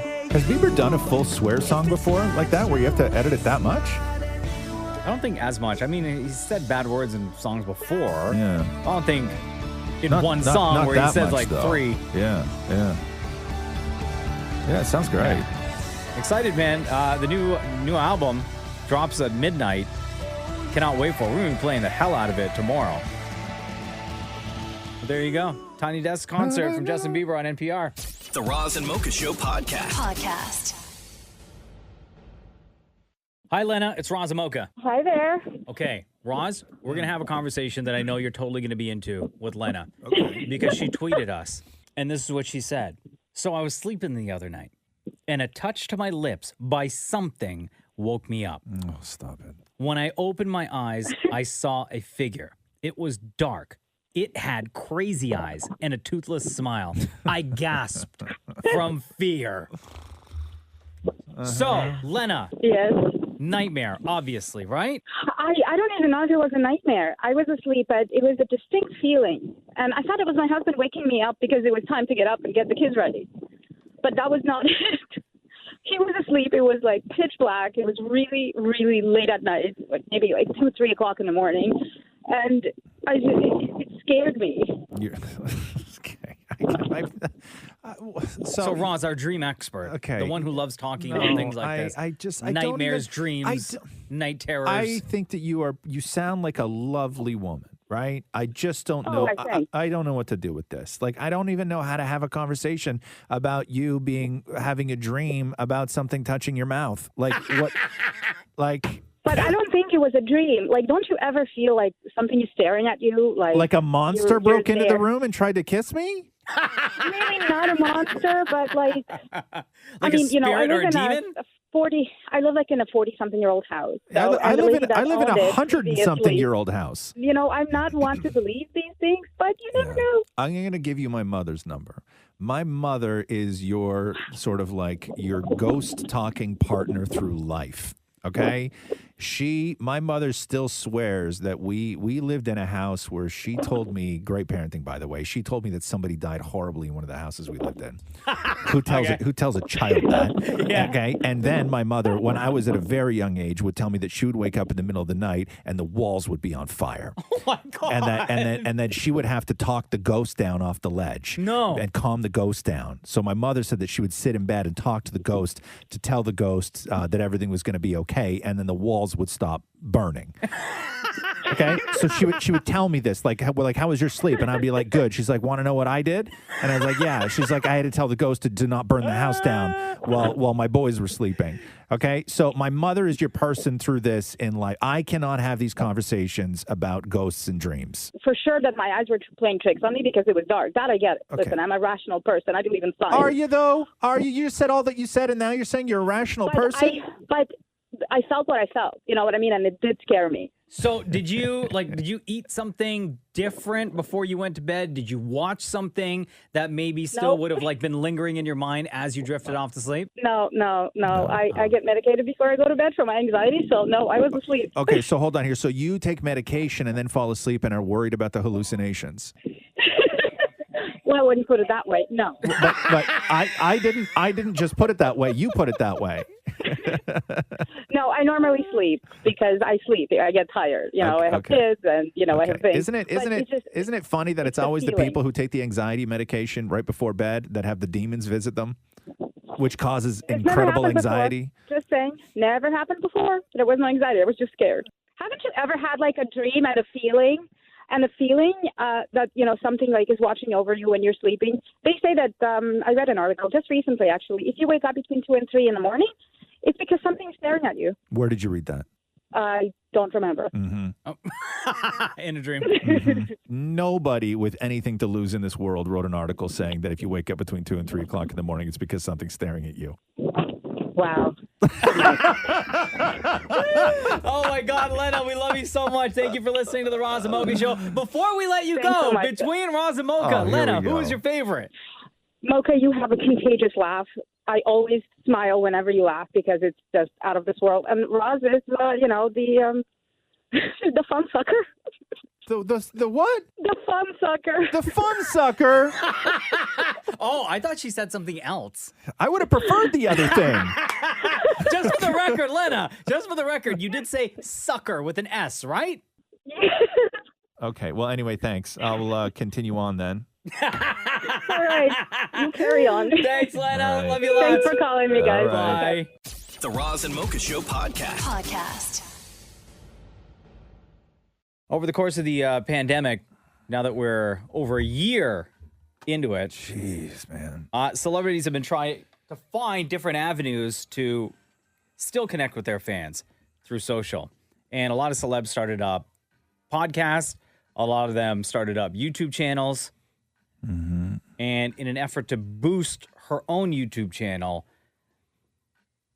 Hailey Bieber is starting to do interviews with celebs and celeb friends. And on an episode of her YouTube series called Who's in My Bathroom, she had her best friend Kendall Jenner stop by. Who's in my bathroom? Yeah. So that's where we're at right now, where it's Hailey Bieber, Kendall Jenner sitting in Hailey Bieber's bathroom at a little round table. Okay.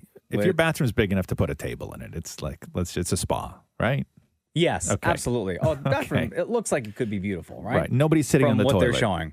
And nobody's sitting on the edge of the tub. So there's 3.5 million views on this video already. Wow. Here's how she starts it off.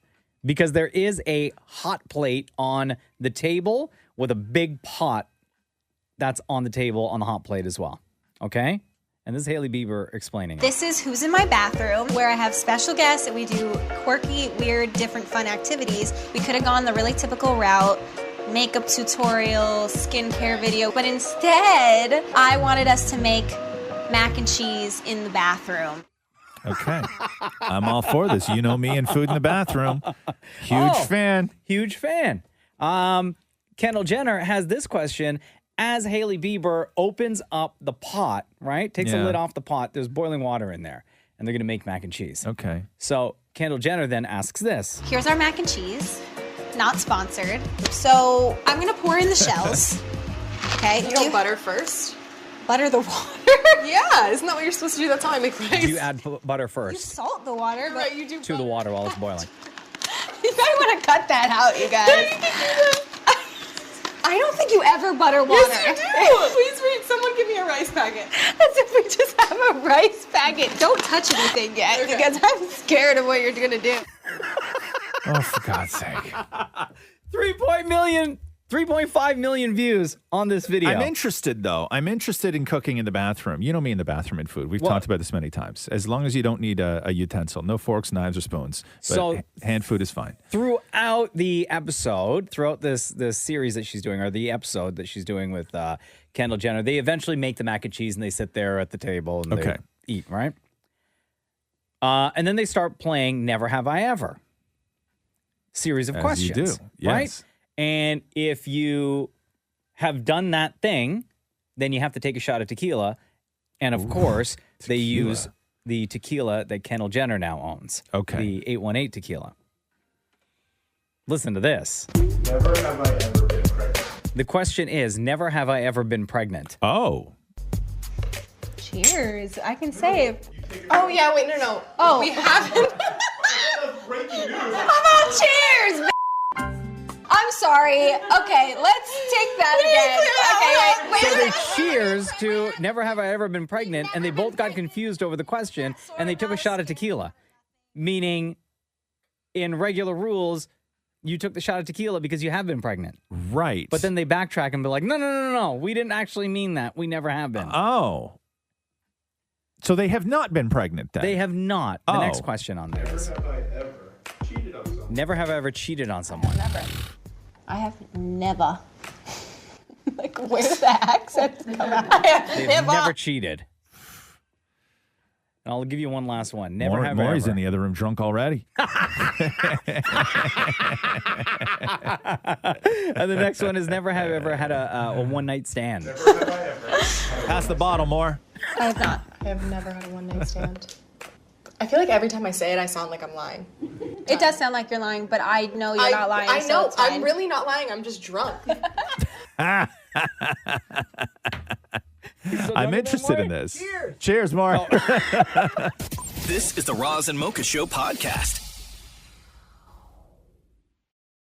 Roz and Mocha's Fix My Life. What advice can you guys give me? Okay, so my question is... Got a problem you can't fix. Roz and Mocha got you. Hi, Jen. How you doing? I'm good. So, what's up? My coworkers are taking credit for my work, and I've had enough. Oh, wow. Yes, yours is Roz and Mocha Fix My Life. What advice would you have on how to handle just that, where other people at your job are taking credit for your work?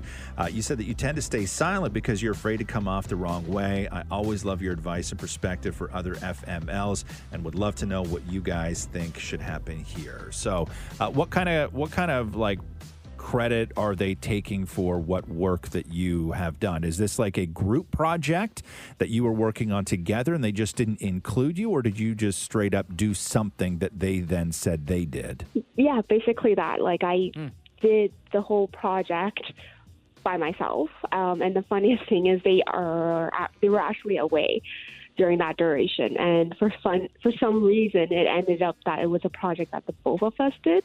Mm-hmm.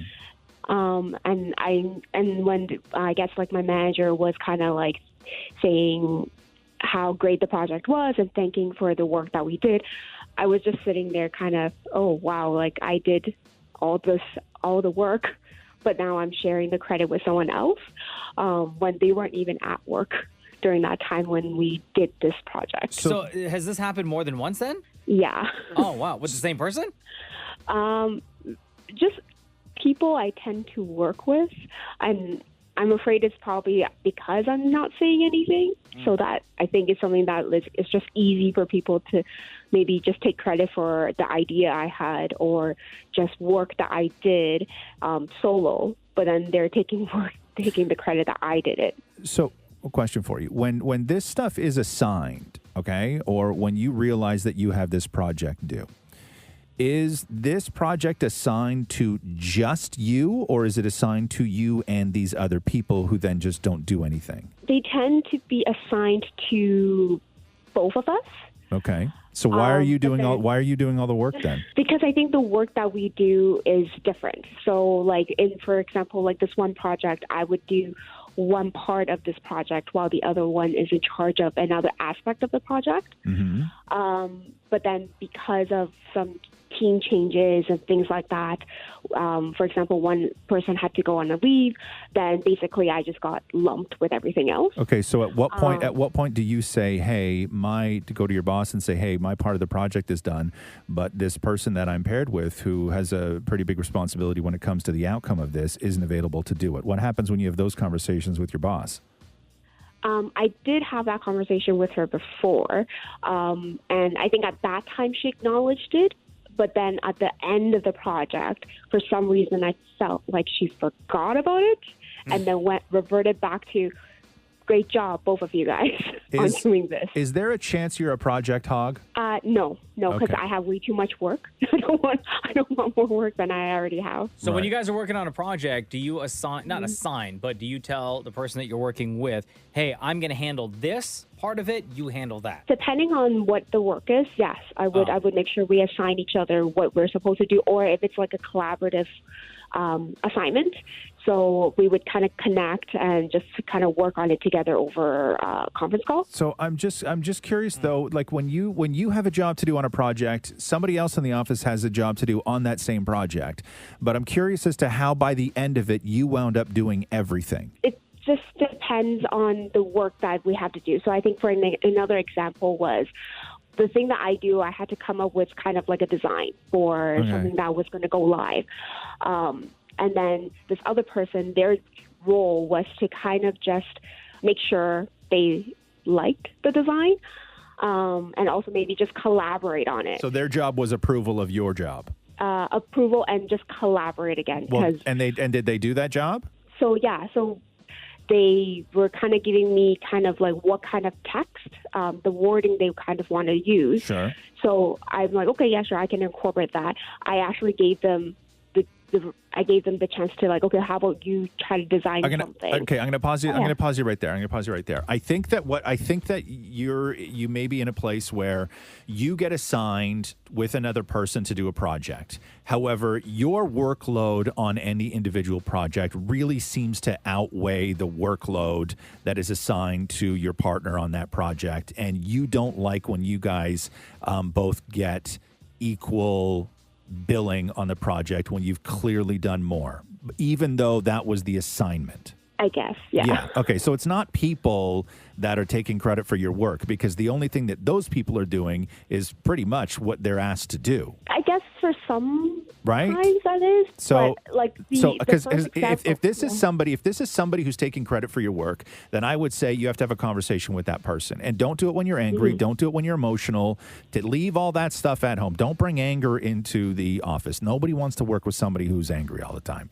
It's exhausting, right? But what you would do is you would sit down with that person, not with your boss, and with that person, and you would just say, hey, when we were in there presenting, you were like over and over and over again saying, I did. And that kind of like bummed me out a bit because, we worked really hard on this together. Like, were you meaning to do that or what? And then they may just be like, oh my God, you know what? I am so sorry. I didn't even think it was coming off that way. And it may not be malicious at all. But if this is something where your boss is assigning you and somebody else to work on a project and you just happen to be assigned way more work than they are, that's a conversation about being overworked, and it's a conversation about responsibility. That's a conversation you have with your boss. That's not your coworker's fault. Okay. You can't go into a presentation and then expect your boss to be like, okay, who did this part? Who did this part? Who did this part? It doesn't work like that. Yeah. Doesn't work like that. You work on a team. Okay. Yeah. No, this is good. Thank you for setting me straight. Okay. Thank you, Jen. Have a great day. Aren't you guys going to ask me the question? Oh, here we go. Jen, between Roz and Mocha, who's your favorite? Ross. Oh, look at that. Thank you. I look forward No reason. Okay, good. No reason. That's what I like. I look forward to many years of taking credit for your work. I will actually be fine if it was you, so that's okay. All right. Thanks, Jen. All right. Roz and Mocha's Fix My Life on Kiss. I don't know how this was allowed to happen, but in Poland, a 50-year-old has failed his driving theory test for the 192nd time. Interesting. So you have your written test and then you have your on-road test. Mm-hmm. So this guy has failed just the written portion for the 192nd time. Didn't even get to the in-car. No. So far, he has spent $1,124 on exam fees alone. Listen to this. To obtain a driver's license. Maybe driving's not for you, Yeah, I would think after, let's say attempt number 10, shouldn't. maybe they, the Ministry of Transportation out there, should tell this guy, hey, you've tried this 10 times. It's clearly not for you. Also, this isn't the bar. This is a quick test. Yeah. There's maybe max 40 questions. Yeah. It says here, to obtain a driver's license in Poland, candidates must first pass a theory exam before being allowed to take the practical one. Sure. Right? Much like everywhere else. Why not? There is no limit on the number of attempts, which I believe there should be. This guy failed 192 times. Yeah.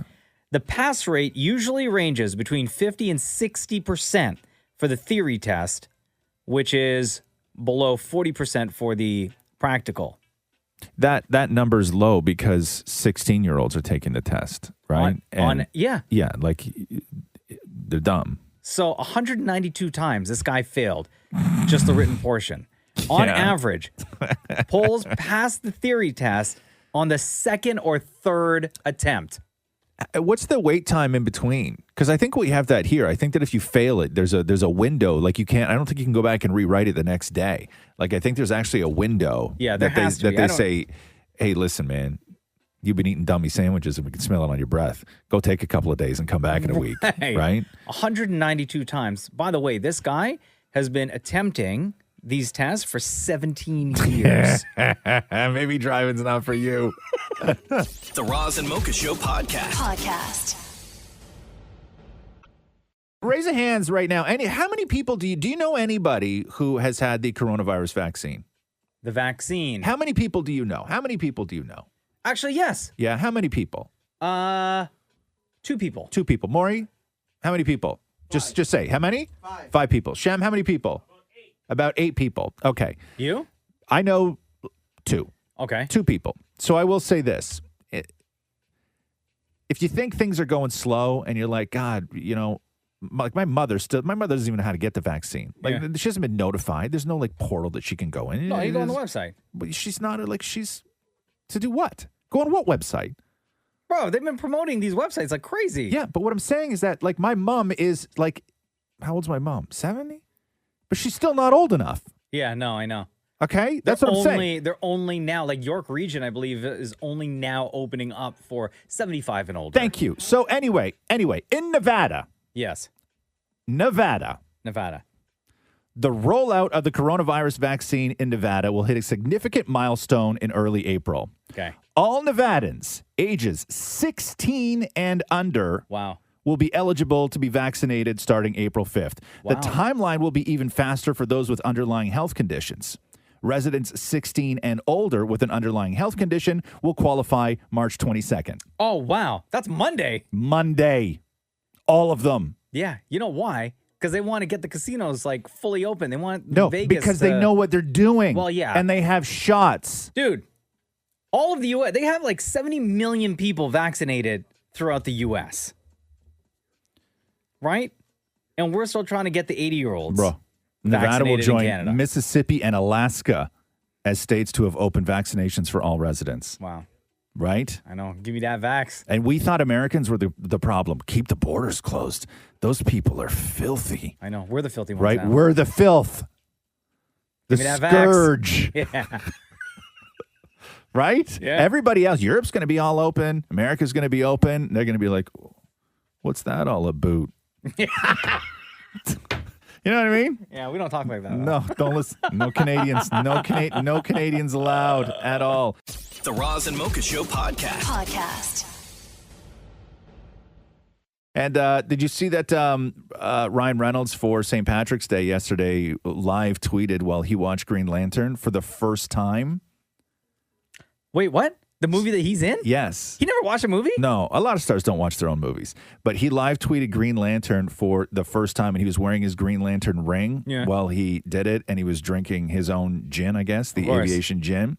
His final verdict was this. He said, "It's not so bad after all." He goes on to say, maybe it's the aviation gin talking, but Green Lantern was nothing to fear.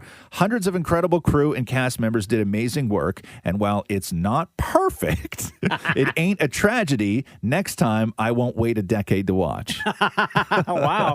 The Roz and Mocha Show podcast.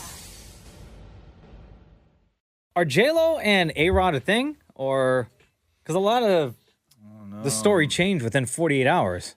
Or actually 24. Because on Friday, it was reported that they broke up. Right. And that the engagement was off.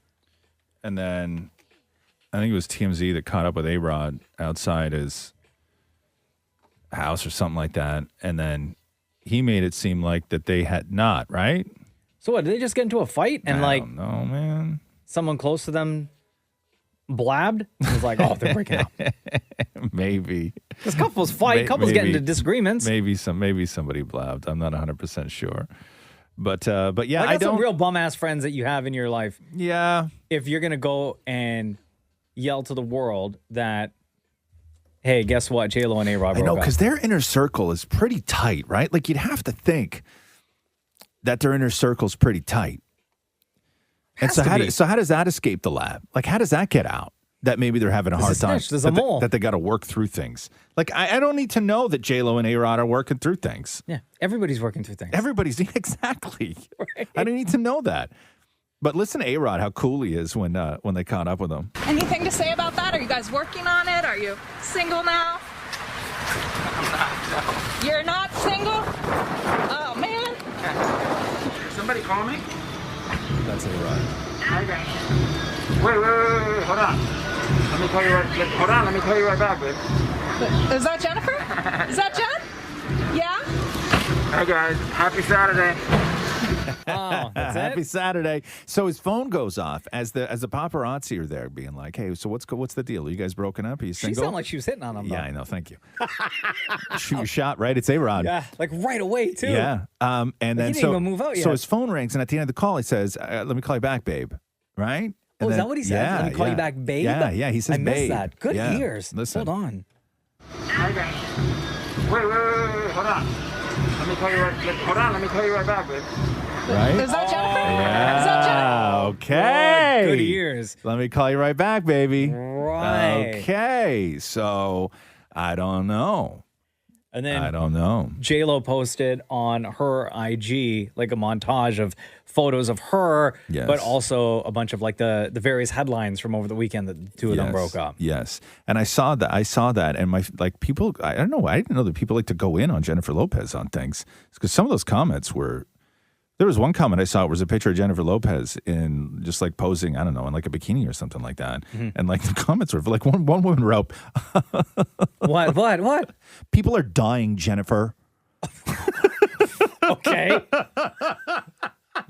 Because you're not allowed. You gotta listen, man. Okay, Don't post on it. IG? No, people are, and it was like PPL, right? People are dying, Jennifer. Like, how dare you? Like, how dare you, right? But yeah, so I don't know what the deal is. I don't know what the deal is with them, but they're both so cool, and you know, even A-Rod in that clip is still like, have a nice Saturday. Like, Yeah. and I I guess like the two of them as a couple. And then the story came out that they were working through things, but how do we even know that they have things to work out? Like, how does that get out in their organization? Like, they're airtight, right? Well, not now. Unless it was a fight that somebody heard or something like that. There's a mole. Or You got I a don't mole. know. Yeah, maybe she put an offer in on a house that's only in her name, or who knows how this stuff happens, right? Yeah. But as it is right now, according to A-Rod and I guess J-Lo, that they're working through some stuff. The Roz and Mocha Show podcast. These deep fake videos are getting more and more crazy. And we all know the most famous one to come out as of late is the Tom Cruise one. Yeah. And people are getting real, real good at it. Amateurs are getting real, real good at it. And this woman in Pennsylvania, this 50-year-old woman, created these deep fake videos and photos. Deep fakes, by the way, are, because I had to explain this to somebody the other day what a deep fake is. Oh, okay. Yeah, Go for deep it. fakes, by the way, is using the tech that allows you to take somebody's face from a picture or another video and literally put it on somebody else's face. Like, they do it a lot with movies where they will take a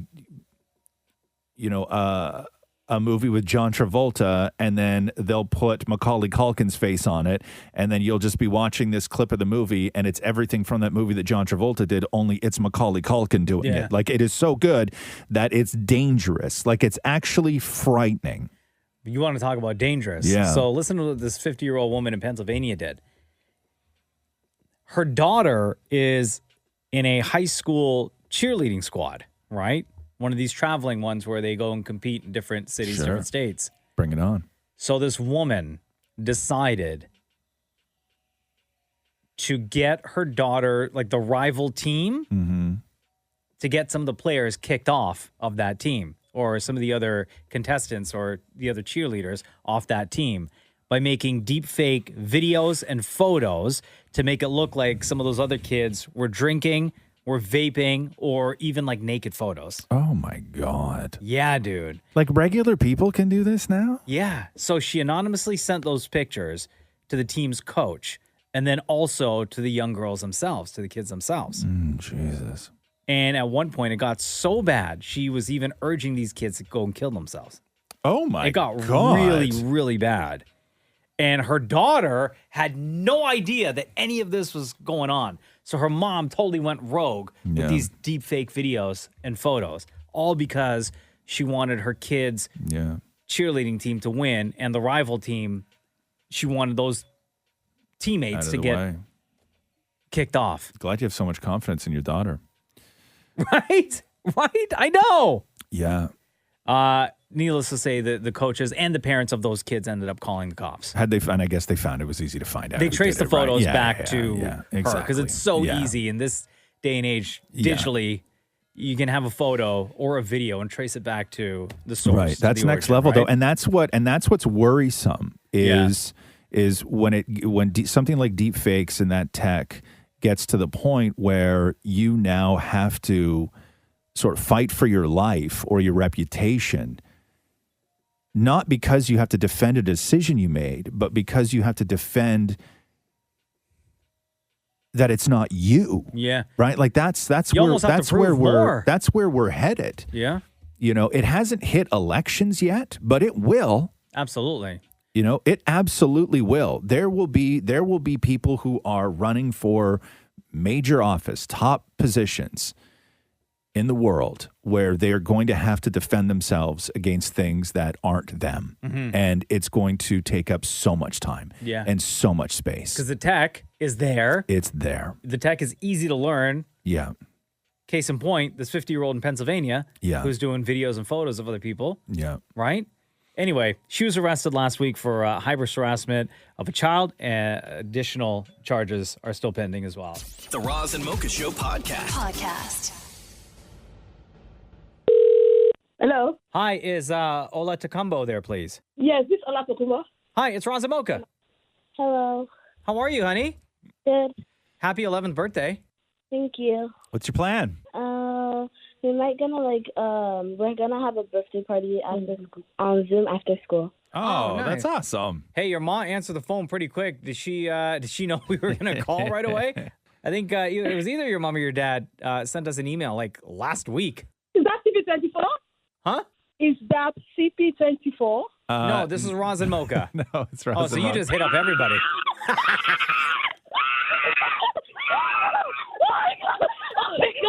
Okay. Oh my god! Oh my god! Sort of feel bad for CP24 right now. Oh my god! Hi, Roz. How are you? Okay, so I surprised them. They were planning this. I said to text Smoker and give them the details. Thanks. So we're so glad. Yo, dog, I know you emailed and everything, but today's not about you. It's about your daughter. Put it back on the phone, damn it. Yes, it's about. Let me give it to her. Okay. Hello. Yo, I guess when you thought we were the news station, you were ready to have like a super boring conversation. Oh my God. All right, so Wait, you're are you on the radio? Yes. So you're 11 years old. Okay. Okay. Okay. Oh, thank you so much. You are so very welcome. You have a wonderful day. It was so nice to meet you. You sound like a Thank great you. kid. Sound like you got a great family. Your dad's a little bit of a phone hog, but we'll forgive that. Have a wonderful, wonderful birthday. Thank you for listening to the Roz and Mocha Show. Okay, everyone. It's chaos. Everyone in there is just going wild. I'm for Boca any day, anytime. Okay. You guys are the best. We love you all. Happy birthday, Ola Takumbo. Thank you. All right. Happy birthday. Later. The Roz and Mocha Show podcast. So the Jake Paul and Ben Askren fight. Mm-hmm. This is being put on by the same people who did the Mike Tyson Roy Jones fight. Right.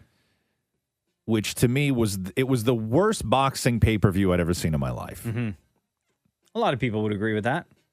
Not the fighting. The fighting was fine. I had no problem with that. But I don't want to watch Wiz Khalifa and French Montana sing for 40 minutes. I want you to talk about boxing. Yeah, we don't want a concert. So they're doing another one, same people, and they brought in some real heavy hitters. Oh. They brought in Emmy Award-winning filmmaker and director Brett Marcus, who said, "This incredible lineup of talent is proof that this groundbreaking new format is craved by fans and artists alike. This event will be unlike anyone has ever seen. Think Stranger Things meets Tarantino." So for this pay-per-view, for the Jake Paul fight, are they fighting in the forest? Will feature performances by Justin Bieber, the Black Keys, Doja Cat, Sweetie, Diplo, Major Lazer, and for the first time ever, a performance by the supergroup called Mr. Westmore, which includes Snoop, Ice Cube, E40, and Too Short. Hold on.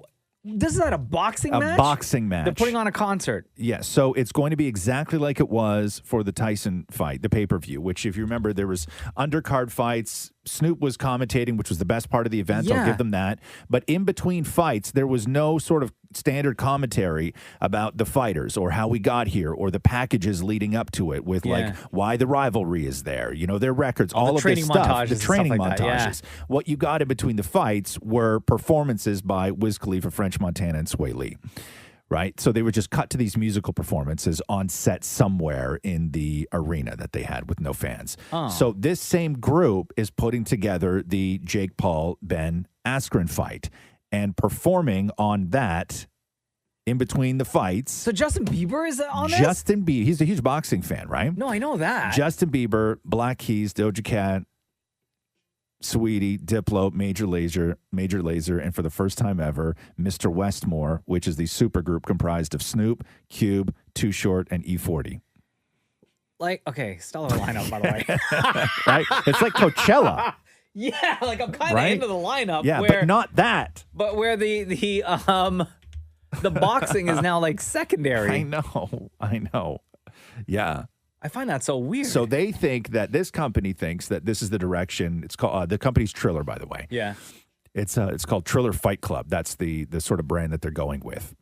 So I guess this is going to be a thing that they just keep on doing, and this is their new model for what pay-per-view entertainment boxing. in between. Yeah, the boxing matches. This is their new model for pay-per-view boxing is to load it full of the musical acts that people they say want to see. How much is this pay-per-view? I don't know. Probably like I'm guessing it's going to be $100 pay-per-view easily. Easily. It's a Jake Paul fight, and Justin Bieber. I don't know. Just for that Bieber and that Snoop Dogg group, I might pay the money. Really? Yeah, I'm kind of into it. This is the Roz and Mocha Show podcast. So the DMs have been blowing up ever since we started reading them, going public with them last week. Hello, Deepa. Hello, how are you? So, Deepa, again, you are in charge of our DMs. You have access to everything, and then you're going to sort of bring them all together, and every day you come in and we go through them. I regretted so many times doing this already last week, but why stop now, right? Yeah, you're going to regret this one for sure. Let me just start off by saying that. Okay, go ahead. Okay, the first one's a fun one. This comes from Mrs. Reston, and she says, new Roz and Mocha commercial, prayer hands sexy as hell. Oh, wow. Look at that. Okay, now, this is a great opportunity to actually tell this story, and that is there's a moment in the commercial when Mocha and I shot this, it was all like it's dancing. We're dancing in the commercial. Yeah. And so we did like, believe it or not, like 3 weeks of choreography training at home and all this stuff over Zoom with a choreographer. There was like four steps in that commercial. No, but it's everything is just cut together like that. But all of that stuff is its own sequence, right? There's one part of the commercial where I look like a fat baby in a onesie who's awkwardly walking towards a snack. And I'll tell you why. So there's one part of the commercial where Mocha and I are running from either side of the screen, right? And while we were on set rehearsing for that, what happened is I felt a giant pop in the back of my leg. Oh, no. And I didn't know what happened. I just knew that I couldn't walk. And I didn't say anything at the time. And then we had 2 more scenes to do for the commercial. And that was just at the beginning of rehearsal. So I was trying to run in without being able to use my left leg. And so I shot the rest of the commercial like that. And that's why I look so more awkward, running in. And then I went home. I just wrapped it nice. And the next day, I went to the doctor, got an ultrasound, everything else. And I tore my calf muscle. Are you serious? From the back of my knee to my ankle. It was one giant tear that went all the way down my leg. And then I wound up walking with a limp for 6 weeks. And it was so swollen. My leg was so swollen for weeks after that Roxy would come up to me and push her finger into my leg because it would leave an indent. Oh, not cool. Yeah. Like, no. Way to be sympathetic. Yeah. Yeah. But so that's the moment in the commercial. Like, if you watch the commercial, you can see me run from the left side. Mocha runs from the right side. And I look so awkward. Like, I look like a stumbling baby in a onesie running towards a snack. When watching the commercial, like, if you didn't tell that story, Yeah. you couldn't tell. No, you couldn't. Like, I didn't knew the notice story anything. already, and I knew the moment that it happened, and I knew the pain that you were in, but watching the commercial, you would not be able to tell whatsoever. No, okay. Wait. So was it the running that caused you to? It was tear? just I ran one step and I tore. It felt like somebody hit me in the leg with a hammer. I'm so sorry. I mean, I started to laugh at the beginning of this, and I feel really bad now Well, because now you maybe should. And so should everybody else. This is what happens when you leave negative DMs. Okay. But hey, it was a good commercial. It was a good commercial. It was really good. Thank you. Okay, so everybody's really mad at you, Roz. Why? What did I do? Super mad at you. This is because of the Grey's Anatomy spoiler. Still? That's like we're like a week past that now. Oh my gosh. All of the DMs. I compiled a few of my personal favorites. Okay, so go the ahead. first one is why Ross, R-O-S-S, spoiled Grace, G-R-A-Y-S. Yeah. I was going to watch it tonight. Then 1 minute later, the same person texted, Roz, I can't even spell now. I'm so shook. Your vocab is off. The next one is also WTF, Roz. Why would you spoil Grays? You ruined my day. And the last one's really going to get at you, dude. That is why people like Mocha over Roz. Wow. Wow. I These know. are all anonymous, by the way. No People- one wanted you to attack Fair them enough. after these. Yeah. Oh, no. I'll say that. But listen, we're over a week now that I spoiled Grey's Anatomy, and people will not let it go. I got a DM yesterday about it. Really? Still, huh? Would you like to but share? no. Oh. You like work for the phone. One day I'll let you into my DMs. Okay, but today's not that day. But all of our DMs, our other DMs are wide open. We've said this before. There's like too much to mention which accounts. So just Google search Roz and Mocha and you'll find all of our socials there. You'll find all of our DMs there. And Deepa, who is in charge of our DMs, are going to be going through and she's going to be reading them every single day. The Roz and Mocha Show podcast. Hey, Mocha. Yes, sir. Are you ready? Of course. Let's do the news. A Roz and Mocha Show and Kiss 92.5 News Break. Michelle Obama on the Ellen DeGeneres show talking about how on August 4th, Barack turns 60. The president is turning 60 this year. How's he doing with that? You know, he's doing okay. I mean, we try to keep it. He's feeling good about himself, you know? I mean, yeah, he looks good. The girls and I are giving him a lot of positive reinforcement. You know, he puts on his little golf outfits and we're like, oh, he looks so cute. Because we're trying to encourage him to do more than wear black and gray and tan. So whenever he's got a colored shirt on, if it's green, we're like, oh, ooh, you look so good. And he's sort of like, yeah. So I think, it's like, dude, give me a color. Yeah. Purple. Give me something. He is in good shape, though. I mean, he works out a lot. And I know that you two go on bike rides, and I'm surprised to hear that you go too fast for him because he really is in good shape.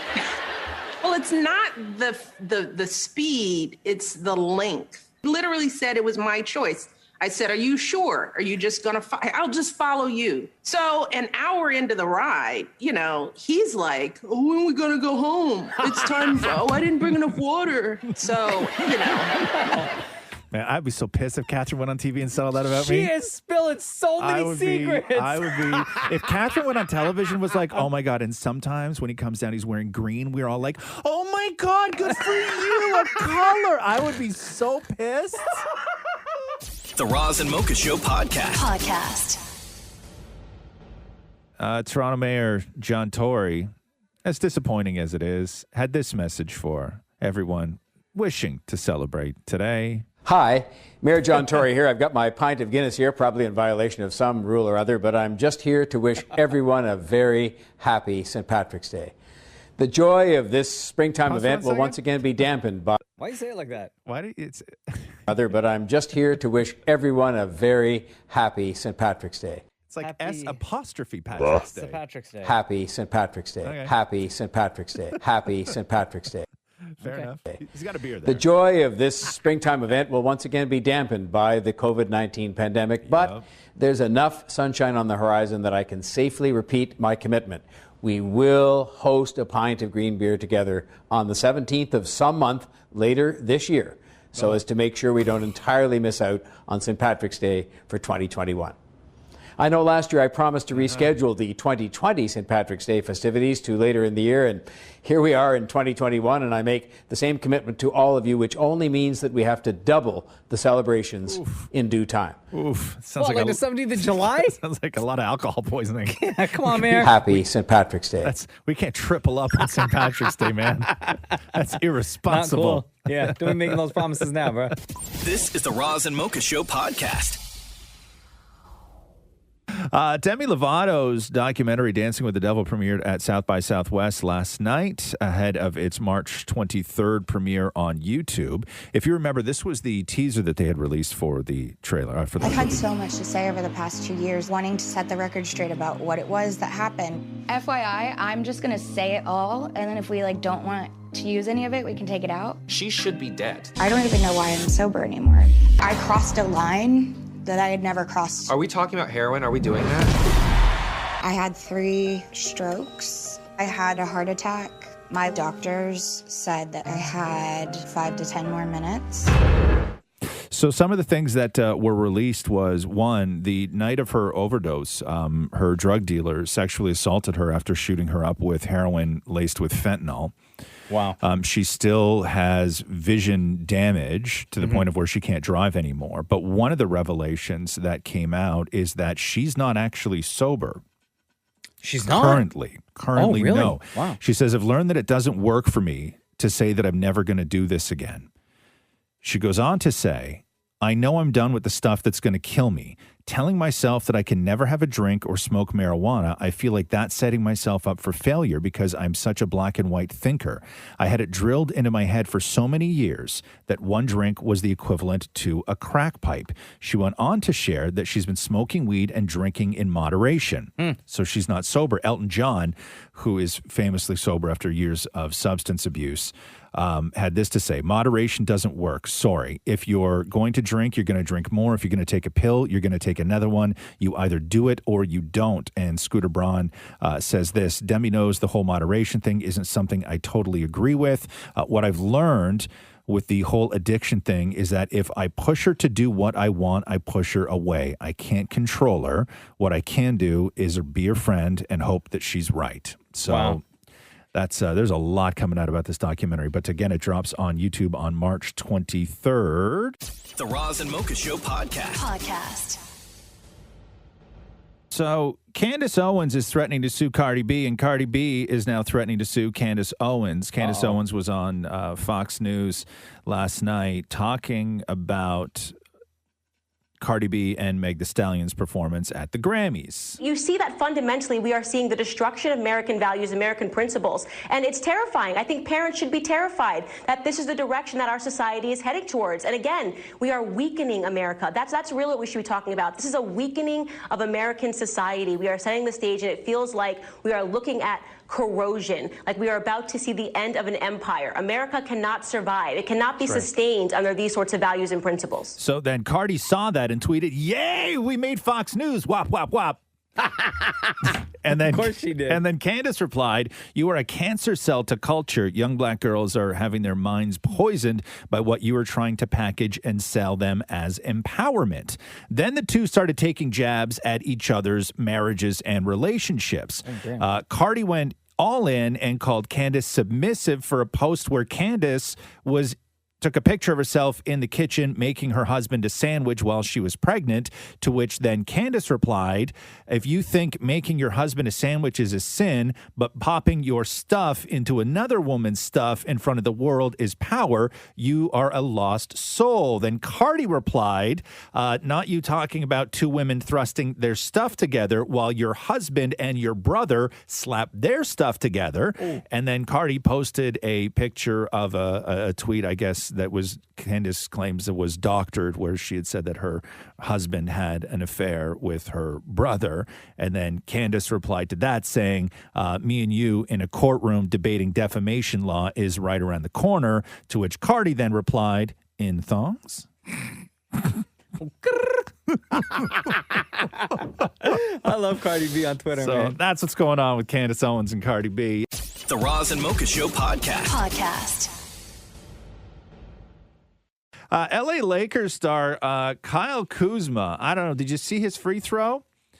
The big miss? So, yeah, this was the other night. So here's the play-by-play of Kyle's free throw, where he didn't even touch rim. No, at all. It was like he was aiming for the seats behind and directly underneath the net. Yes. A harsher penalty. Ooh, Kuzma, wow. Air ball.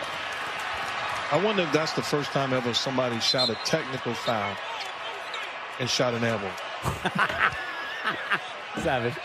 We'll get research on it. Okay, so after the game, there was a press conference. Yeah. And Kyle was at the press conference fielding questions from reporters. But because they went on to win, reporters felt that it was okay to ask about the air ball. Uh-huh. And since you had such a strong game and you won, can I ask you about the air ball tactical free throw? Yeah, San Francisco had a 3.5 magnitude earthquake and started rumbling. And I don't know, I got scared and just went over to the far left. Okay. Dan? Well, that was going to be my question, too, so that's not as fun. Okay. So Kyle claimed that he missed the free throw because there was an earthquake in San Francisco while he was at the line, and the building started shaking, and it threw him off because he got scared, and that was the reason for it. How come nobody else was shaking around But the problem was this. What? There was no earthquake. Ah, you lying. I know. And you can't lie about something like You that. can't lie about an earthquake. Because it's a factual thing. All people have to do is go look it up. Right. Like, why would you lie about that? Yes, but he was specific. There was a 3.5 earthquake in San Francisco and everything started shaking and I got scared. No, there wasn't. Because nobody else reacted at all. If there were an earthquake, nobody else reacted. There was no earthquake, right? Yeah, like you stinking liar. Like zero earthquake. The Roz and Mocha Show podcast. Sharon Osbourne, there's a lot to this story. So the talk was supposed to come back today, and they've extended the hiatus until next Wednesday. So it's going to be longer than a full week of this hiatus. But Sharon Osbourne was on ET last night talking to Kevin Frazier. And give me clip number 1 here. This is how she described what went down that day last week, 1 week ago, on the talk. Wednesday, I arrived at the studio late. One of our showrunners was going up the stairs. She said, "Do you want to clear up the Piers thing again?" I said, "Hey, if you want me to, I will." Then at 8 minutes to 11, our showrunner says, "How do you feel about maybe one of them doesn't agree with you?" And I said, "Well, that's all right too." "Okay, thanks." So 2 explosive reports have come out since then. One by Yashar Ali, who went through all the allegations that have been put against Sharon Osbourne over the years. Racist terms and names. Apparently, she had called Julie Chen. There was the Holly Robinson Pete, who said that Sharon Osbourne called her ghetto and then had her fired off the show. Leah Remini got into it as well. Sharon Osbourne denied ever using the term ghetto. Then there was a clip of Sharon Osbourne actually using the term ghetto in a sort of joking way, I guess you could say, with Leah on the show years ago. But Sharon Osbourne, give me clip number 5 now. And then we'll get to what the other report is saying about what went down. So this is whether or not she was given a heads up that this was going to be as explosive as it was on the talk. I think that CBS was so horrified with Piers for the things he was saying. Because remember, Harry and Meghan, it's the CBS interview. I had sided with Piers, so it's the cancel culture, isn't it? Throw her under the bus. And our two showrunners were crying, and then they said that we were told to ask these questions from the executives. The executives. Who? They wouldn't give me names. So, to People magazine, Sharon's publicist said this: the only thing worse than a disgruntled former employee is a disgruntled former talk show host. For 11 years, Sharon has been kind, collegial, and friendly with her hosts, as evidenced by throwing them parties, inviting them to her home in the UK, so on and so forth. What happens with the talk now, and is there a future? Can they patch things up? Clip number 9, please. I wish that we could go on and have a adult conversation calmly and work it out. But I don't know whether we can. I don't know whether it's gone past that. But I don't know whether I even want to go back. I don't know whether I'm wanted there. So, and then Kelly Osbourne, Sharon's daughter, on IG. I don't know if this has anything to do with it, but her IG story was a text block that just read, "A single lie discovered is enough to create doubt in every truth expressed." Oh, geez. So who are you saying that about? So the Like other a- report that I don't know who she's referring to. Yeah. Like, I don't know. But the other report that came out was one that said that the network capitalized on an opportunity to get rid of Sharon Osbourne and her contract. And that's why they deliberately set her up and didn't tell her that this is the way that the segment was going to go down. So this fight that's going on with the talk right now, again, the talk back on hiatus until next week. So that is the latest with that. The Roz and Mocha Show podcast. The deadly shootings in Atlanta really took a wild turn yesterday, man. I don't know if you saw the press conference. So the gunman killed 8 people at 3 different spas in and around the Atlanta area. 6 of the victims were Asian women. Authorities arrested the guys, 21, and charged them with 8 counts of murder. And then they held a press conference yesterday. And this is going on now as so many American cities are dealing with anti-Asian hate crimes throughout the entire year. And the outrage and confusion happened after authorities said that the suspect claimed to have had a sexual addiction and that the spas were, quote, a temptation for him, and he wanted to eliminate the temptation. County Sheriff's Captain Jay Barker told a press conference that the guy was, quote, at the end of his rope, and that Tuesday was a bad day for him, and this is what he did. And that statement, like, just stunned everybody, and we suddenly are like led to believe that he deserves some sort of sympathy, I guess. I don't know what they were trying to do at that press conference. It was wild. Authorities and lawmakers are still arguing that there's not enough evidence yet to call the shootings a hate crime. But everybody's calling BS on that, saying that the attack that left the 6 Asian women dead were literally targeted because they were working at Asian-owned businesses, and it screams hate crime, especially in Georgia, which passed a new hate crime bill over the summer last year. So it was sad. Did you see the press conference at all? I didn't watch a press My conference. no. God, It was a mess. It was just like just the way that they talk about people. Right. And this reminds me too it reminded me a lot of the nightclub shooting in Florida, and where you suddenly know everything there is to know about the person who did the killings and very little to know about the people that he actually killed. Yeah. And the only thing we know so far, as far as any sort of official statement from the police, was that he was having a bad day. Yeah. Right? Give me a break. The Roz and Mocha Show podcast. Is Drew Barrymore done with acting? She was doing an interview with Andy Cohen yesterday, because I love Drew Barrymore, and I still hope that she does another movie with Adam Sandler. Because Drew Barrymore and Adam Sandler, to me, it's like the perfect combo. Yeah. But this is Drew Barrymore. Are you thinking at all of making more movies, or are you just so firmly into this? You know, if I'm being honest, the answer is no. I don't want to be on a film set right now. Whoa. But Right, that could right. change Yeah. when my kids are older. I stopped Yeah. doing movies when my kids were born because Yeah. I've done it since I was in diapers at 11 Yeah. months old is when I started. And it was a no-brainer to me to put making movies on a back burner so that I Right. could be present and raise my kids myself. I didn't want to be on a film set asking the nanny how the kids were. I was like, Right. that is not my journey. Yeah. I got to do at the perfect time this like Netflix show called Santa Clarita Diet that was, Yep. I have to say, I was so knee deep into mothering my kids. I was like, I don't know who I am anymore. I think I went way too far the opposite direction. And if I Right. can't remember that I'm an individual with a skill set, I might die. So Right. then I got to play this woman who gets to eat people, and it was exactly how I felt. And it was just perfect. Oh, man. I like her a lot. The Roz and Mocha Show podcast.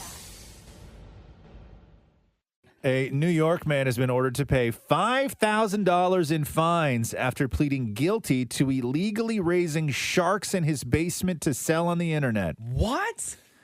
Joshua Sagan. Get out of here. Is 40 years old. State officials started investigating in 2017 after he was arrested in Georgia for driving without a license. Yeah. And for possessing 5 undersized sharks in a large circular tank in the back of his truck. What? He then admitted that he was transporting the sharks back to New York State, where he intended to sell them. Investigators found in his basement, Yeah. an above-ground pool. Oh, my God. And in that pool were 7 live sharks.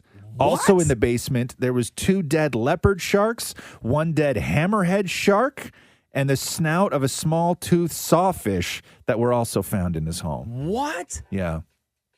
I had no idea that, like, I know people, like, you know, breed and sell snakes and, like, other reptiles. Yeah, gross people. I didn't think that doing that with sharks was a thing. Yeah.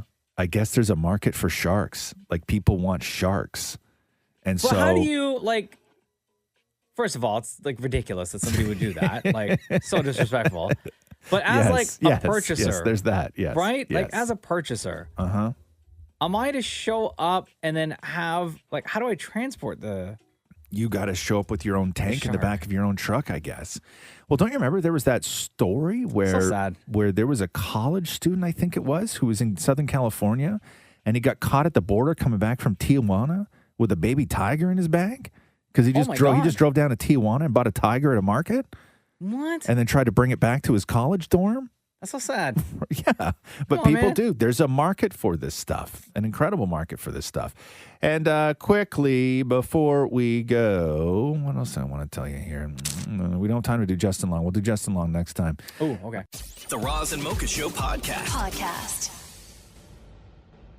So the plan with Meghan Markle and Prince Harry and Oprah was to postpone the interview if Prince Philip had passed away, because they recorded this interview. He went into the hospital. He was there for weeks. They ran the interview. He was still alive. Now he's released. Yeah. But the plan was that if he did pass, that they would have postponed the interview. And this comes from Gayle King, who has now been speaking on a somewhat regular basis to Meghan and Harry. And then she has the phone calls, and then she comes on her show the next morning and talks about what they talked about, which is BFFs with Oprah, too. which is not sitting well with Piers Morgan. So Piers Morgan wrote, hey, Gayle King, rather than acting as your Sussex friend's PR mouthpiece to facilitate their ongoing public trashing of our royal family, how about doing your job as a journalist and ask them about all the lies they told in the Oprah interview? America should hear the truth.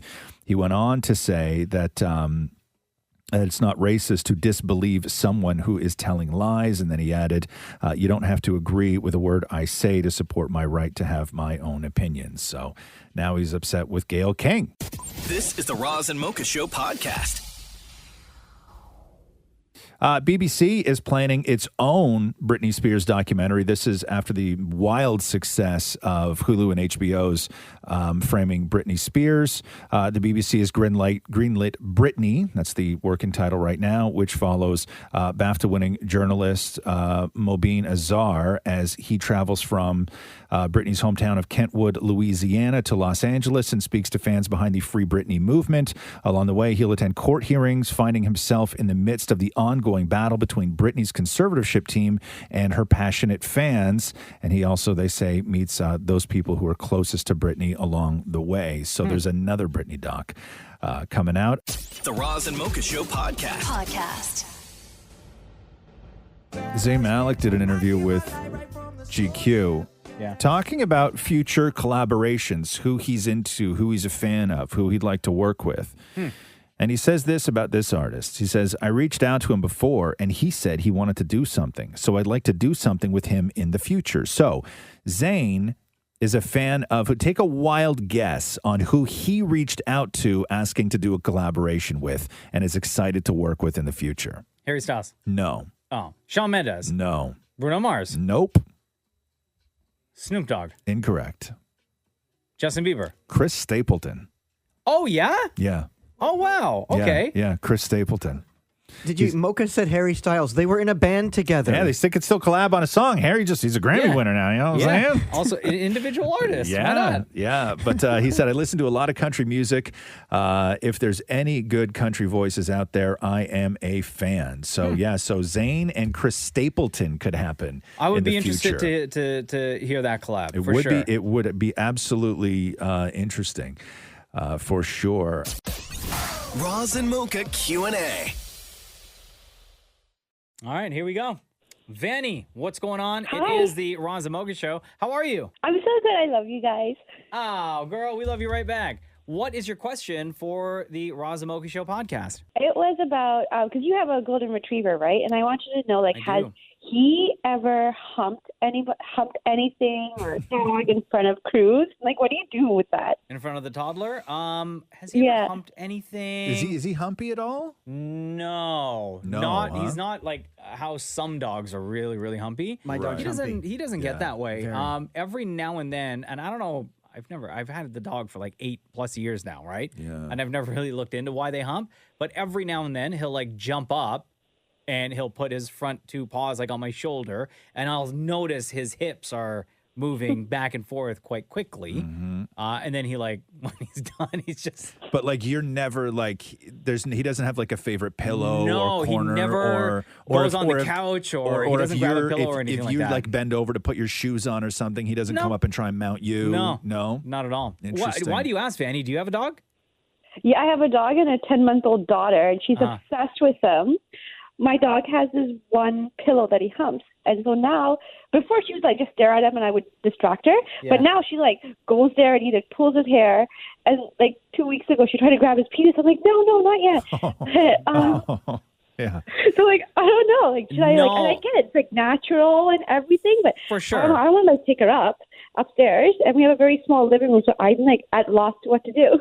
No, it's weird. With Tig, he's not, and I don't know, I've heard not a humper? Yeah, not horror stories, but I've heard stories from other dog owners of all these things that dogs have done, whether it's chewing up shoes or humping a pillow or mounting you while you're, not paying attention. You drop a fork on the floor, you bend down, all of a sudden you're the girlfriend, right? Totally. Yeah. So Tig, I don't know why, but he's just never been that way, right? Okay, lucky you. Maura, your dog is how old now? Andy Monroe is just over a year. Okay. And humps Matthew all the time. Like the leg, or what does he do? Matthew's leg or arm. If Matthew goes down. The arm. Oh, yeah. Oh, get out of my house. He doesn't hump pillows or anything. Nothing, he humps Matthew. Really? And I'm like, thanks. Let's work for me. Jesus. Oh, wow.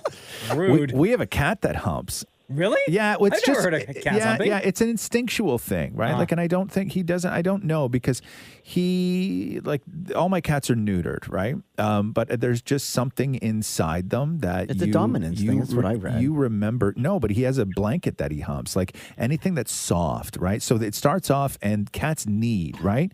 We call it making muffins, when they just sort of squish their fingers into something, right? So he always starts off kneading. All the cats knead, and one of the cats nurses. So the baby cat nurses while he needs. So he takes the blanket, puts it in his mouth, sucks on it like it's his mama, and then he needs, right?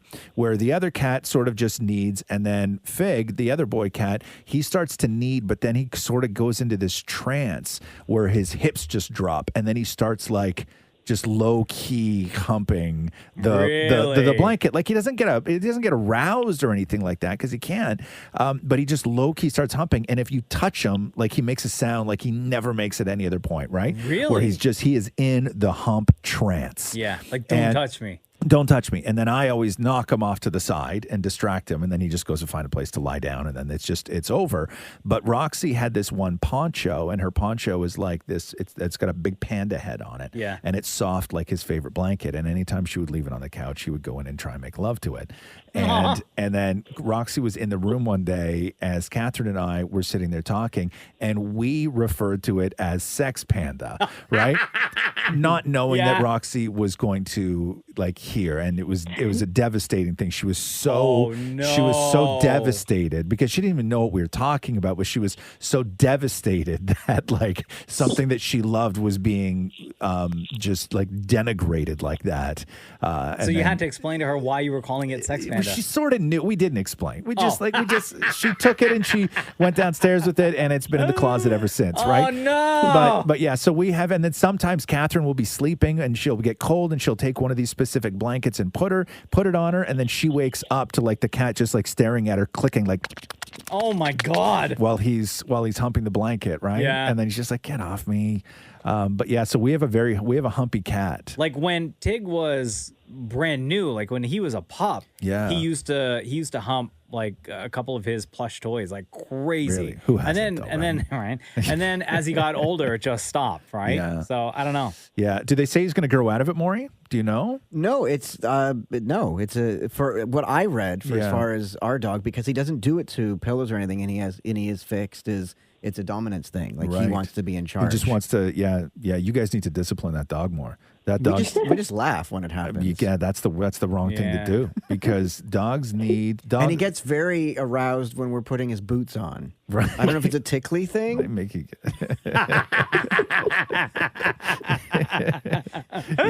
There you go, Vanny. Hope that wasn't too awkward for you. It's okay. Yeah. Also, Maury, like you've never been aroused with a good pair of boots on. Thanks, Vanny. He fits right in. Oh, hey, wait. Actually, before you leave, Vanny, between Roz and Mocha, who's your favorite? My husband and I argue about this all the time. I'm Mocha, obviously, because you're awesome. My husband likes Roz because he's a smooth, cool dude. Oh God. Okay, tell him to stick it. I don't need his support. He doesn't need your support.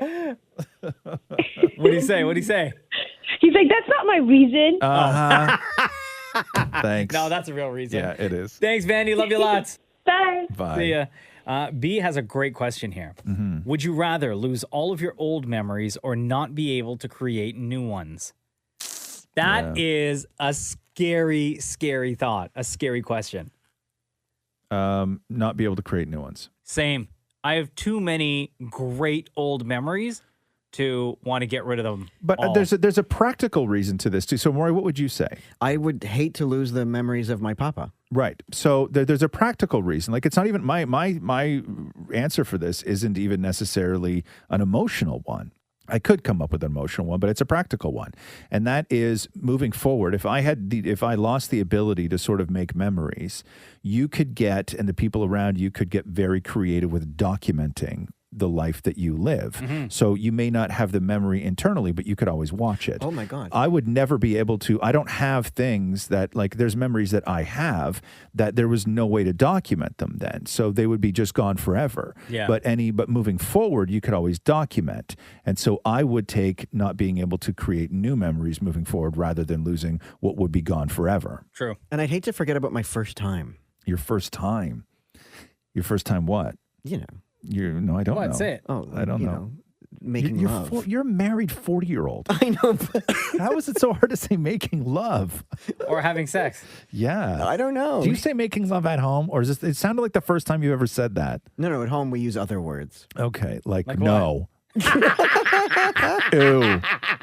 Not tonight. Not tonight. I was going to say, if you ever. Who do you think I am? Didn't we do this last year? It's that time of year again. If you were to lose old What memories, is it? My every other birthday? Okay, so what was so special about your first time making love, Maury? I just remember it was very like right out of a rom-com where we were giggling and stuff like that, and then we went into the bath and turned on the bath so the water was so the water was falling on us and being all in romantic. the shower. You guys were taking a shower. No, but we were sitting on the floor of the bathtub. Okay, yeah. Right, so the water was falling on us as though it was rain. Right, yeah. Yeah. Okay. ... Oh, okay. And it was memorable. Yeah. Yeah. Yeah. And it was good? Yeah, I mean, it was fine. Oh, because most people's are a disaster Yeah, the first time. Yeah, it was like, where does this go? Yeah. Yeah. Much like now. Yeah. I was going to say, if you lose your old memories, would that mean you're going to lose your bank pin? Geez. I guess. Maybe. Sure. Yeah. I Right? All your guess. passwords, like that's part of old memories. Sure. Yeah. It would be like Drew Barrymore in 50 First Dates. Oh my God, I love that Right? movie. Yeah. Where, your whole family would, you would come here and every day, right? And we would just have to do the same show every single day. Yeah, that's true. Yeah, Imagine Like that. Groundhog Day. Yes, it would be just like Groundhog Day. Okay. Yeah. But only we would all live our regular lives, but we would all just have to cater to you because you have no memory. So every day that you wake up, you would think it was that day that you woke up from before you lost your memory. Oh, wow. Yeah. That does not sound You fun. didn't see 50 First Dates? I think so. Who's in that? Adam Sandler and Drew Barrymore. Oh, okay. Yeah. It's so good. It's so good. I Yeah. love 50 First Dates. Yeah. Already says here, do Jenna and Catherine do stuff that bring a tear to your eye? And if so, what is it? And for Maury, does Matthew do anything that brings a tear to your eye? So, Roz, does Wow. Catherine do anything Hold on a second here. that brings a tear to your eye? Yeah, there's a lot I can't say, though. Oh. Like a one-time thing, or is this like an all-the-time thing? Wow, you're really on the struggle bus today, huh? Coming up with answers. Because I remember the one-time things. Yeah, I always get emotional over Catherine. Like, she'll just come in the house and I'll be on the couch and she'll just walk over and take my computer off my lap and sit on my lap for 15 minutes and we'll just catch up, or she'll put her head on my shoulder and. Yeah, it's just stuff like that. Like there's no sort of we're not a household that relies on sort of big grand gestures. It's just an always closeness kind of feeling that we have between us, which I always get emotional about. I find whenever, like, if Jenna and Cruz are in another room and if they're playing or if she's reading a story to him or they're just like having a conversation and I just happen to see, but they don't know that I see, and just watching the interaction between the two of them, just my heart friggin' explodes. Yeah. And then the other thing, and it's so dumb, but like we go for family walks all the time. Mm-hmm. So if I like glimpse over and I see that either she's with Cruz or she's with our dog Tig, and just see like in that moment her just with us, I get a sense of enjoyment. Yeah. Kind of tear to my eye type thing. Yeah, it's beautiful. Do you have a Maury? I mean, Matthew brought me a tea once when I was typing something, and I found that really nice. Once he brought you a tea? Like, I didn't even ask for it, and he brought me my favorite tea. One time he's brought you a tea? Yeah, and I'll never forget Do you guys not do things for each other like that? No, I mean, I'm more of the one that does stuff. Right. Like, he's really good at gift giving and stuff, but I'm the one that remembers anniversaries and stuff. No, but I mean the little things, just the daily things like bringing somebody a tea. I find it very hard to believe that one time and one time only he brought you a tea. Yes. That's it, huh? Yeah. Do you do those little things? Every day. You do? Wait, now do you do it because you want to or because he consistently asks you? Because it's the right thing to do. Right. Right thing to do because you're saying that or because he's told you one time it's the right thing to do? No. He's never asked for it. I just know that, if he's stressed in front of the computer or whatever, and I'll make dinner. I usually cook dinner around 4. Right. And then I'll bring him God, you guys are so old.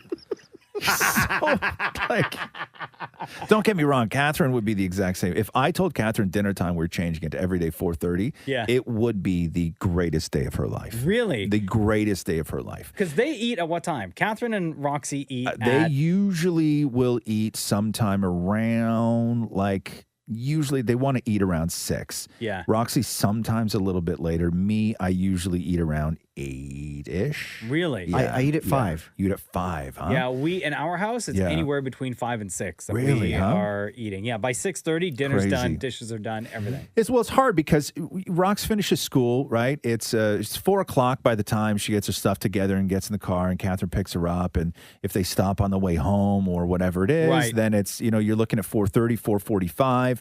Then you come in, you hang out for a little bit. It's, 5:15, talk about homework, 5:20, and then you're like, okay, well, let's start cooking dinner. And then, 6:30 rolls around and you're eating. Last night, dinner wasn't ready until we all didn't sit down for dinner last night until 7:40. Oh my God, really? Yeah, Wow. yeah. See, I like to eat it around Yeah. 5 so that when we go for a walk with the dog, I'm digesting. Right. Yeah. No. Well, Catherine just stops at Tim Hortons on the way home, and Roxy then has a sausage bacon bagel, and she brings her home to me, and I'm like, "Hey, do you want dinner?" She's like, "No, I'm not hungry." Yeah, so full. Yeah, I'm so full.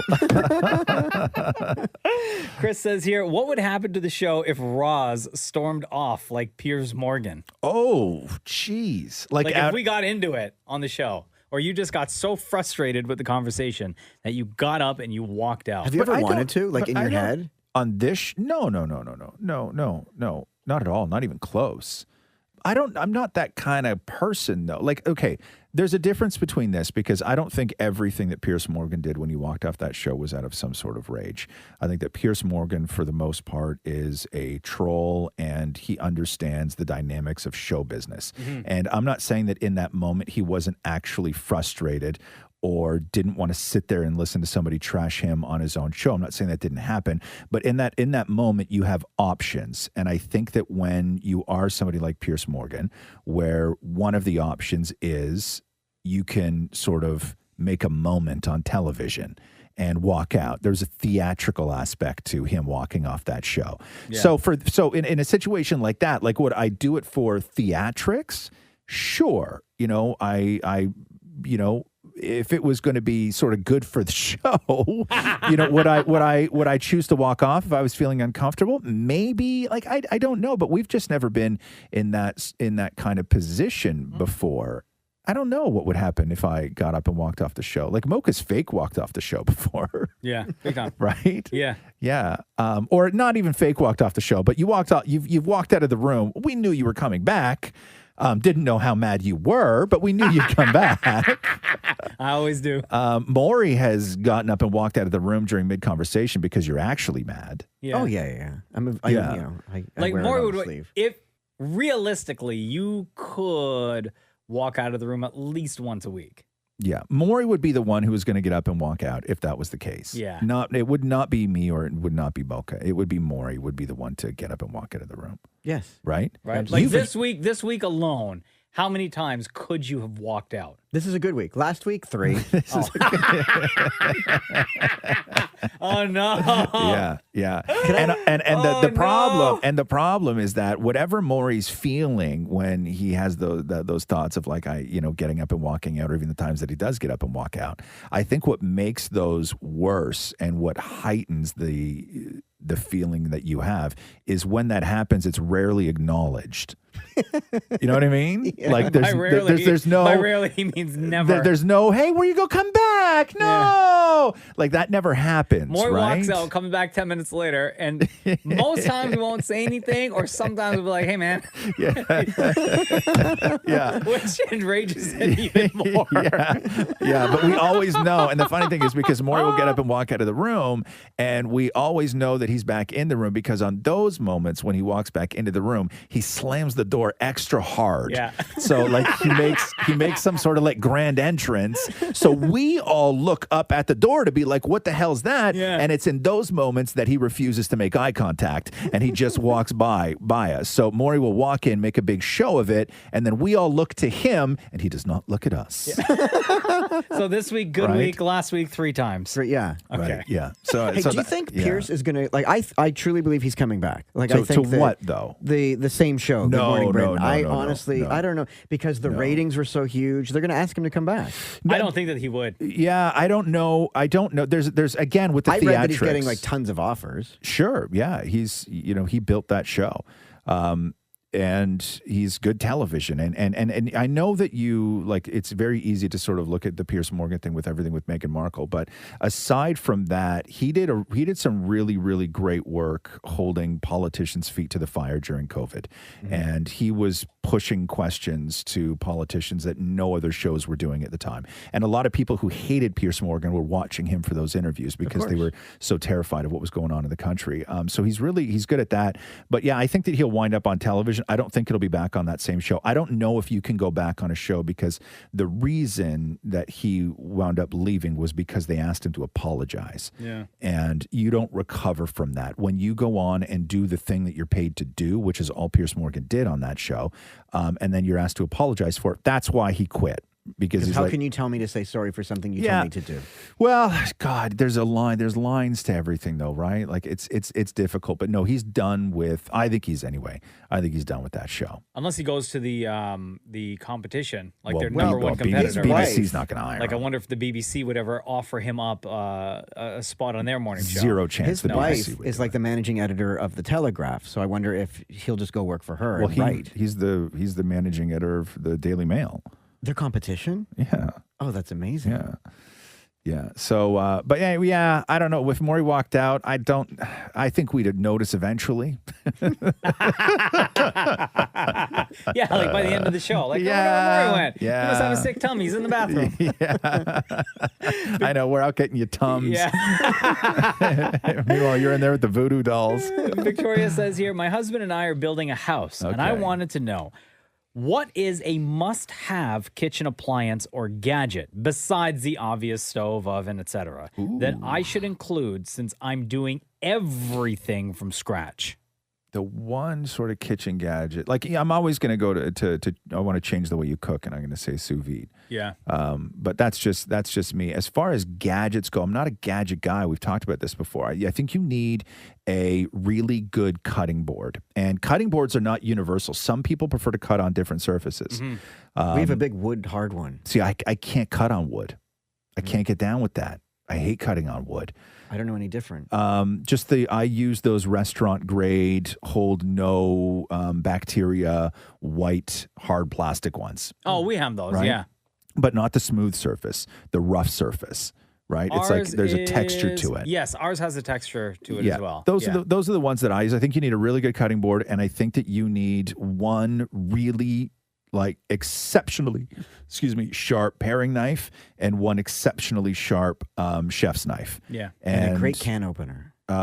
Yeah, sure. Like the old, I would love to bring Sure. back the old-fashioned one that was suffixed to the actual cupboards that you would just hold the can to. Suffixed, huh? You know, like filled in. I know can openers. The old ones. Yeah, it was interesting, the old can openers, because it was you would go to school and the can opener at home was treated very much like the pencil sharpener at school, right? They were both screwed to the wall. Yeah. Right. Like it's so funny. Like I don't know what I would do if I came home one day and I had to just look at my can opener all the time. Like it was weird. Like can openers aren't something you show off anymore, right? Yeah. Can openers used to be screwed to the underside of the cabinets. My dad had screwed to the underside of the cabinet. It was also one of those things that you would put meat in and stuff, and it would seal. Those bags. Like a vacuum sealer. Yeah. There's a lot of things screwed to the cabinets. Everything. You had rolls with the paper towels, you had rolls with the saran wrap, and you had rolls with the aluminum foil, all screwed underneath all the counters. Can openers are really the only thing that I can think of where we all universally went in reverse. So can openers were always manual. Yeah.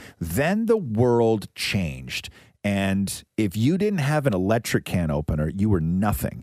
And everybody spent decades giving each other electric can openers and installing them under the counters and battery operated, all of this stuff. And then we all just said, you know what? It's really not that goddamn hard. Yeah. And we've all gone back to manual can openers. Yeah. Nobody has an electric can opener anymore. And that's a shame. If there's one thing I could offer up to Victoria, and this is just like experience in the house that we're living in now. Yeah. So we have your traditional appliances, right? Fridge, stove, everything. Yeah. The fridge has a freezer in it. Also has an ice maker, but it's not connected. Okay. For some reason, because the old homeowner decided to put in a separate ice maker, right? Okay. An actual unit It looks like a mini fridge. It's the size of a mini fridge, like You a have bar an fridge. ice maker mini fridge? Yeah, it's Jesus. like the size of of one of those bar fridges, right? I'm horny for that amount of counter space. So, but that's the thing, though. It takes up way too much counter space. Okay. And we're getting rid of it Yeah. because I don't use the amount of ice that this machine thinks that you should, that it can make, right? The amount of Yeah. water that gets wasted to turn into ice in that machine, plus, the electricity that it uses, I don't use that much ice. No. I don't use ice at all, ever. If Ever, there's huh? Yeah. anything, Victoria, some of them look flashy, they look really, really nice, but I promise you it is a big waste of money. Yeah. Right? And it's a big waste of space. And what you want in your kitchen is Yeah. more than enough counter space for things. Now, if we're talking about something that you use every now and then, Yeah. and then it gets put away, right? Let's go into that world now. Like a KitchenAid mixer. Like a KitchenAid mixer. Oh, you need one of those, Victoria. So you think so, huh? Yeah. So that's what you say? We use ours a lot. Jenna uses ours Yeah. a lot, and our blender. Okay, I have two things that we take out every now and then. This is like not so much at the country place, but the two things that I would say that if you have room and you're gonna have two things that are not gonna live on the counter, you're not gonna use them all the time, but every now and then when you take it out, it is like, yes, this was the right thing to do at this moment. One is a small deep fryer. Mm-hmm. We don't have one of those. My God. Okay. Every now and then when you can just throw something in the deep fryer and take it out and you get that, it's so gorgeous. And then the other thing is a panini press. Oh, we don't have one of those either. Bro, every Yeah? now and then when I tell Rox, I'm like, hey, it's, what tomorrow is? She's like, what? I'm like, panini day. It's a whole different thing. Wow. Like, it's just a whole different thing. Like, panini's that hard crust outside of the bread, everything on the inside melted and covered in butter and oil. Like, it's just and cheese. Yeah. And paninis are my favorite, but I would say deep fryer and panini press. I'm going to say Nespresso machine. There you go. Yeah. The other thing, Victoria, a really good skillet. You need at least one. I think. Yeah, sure. We use Yeah. ours a lot. Yeah. Logan says here, would you rather shave your head, eyebrows, or beard off and keep off for 1 year? Like, which one out of those would you shave and keep it off for 1 year? I think the obvious answer would be the hair on your head.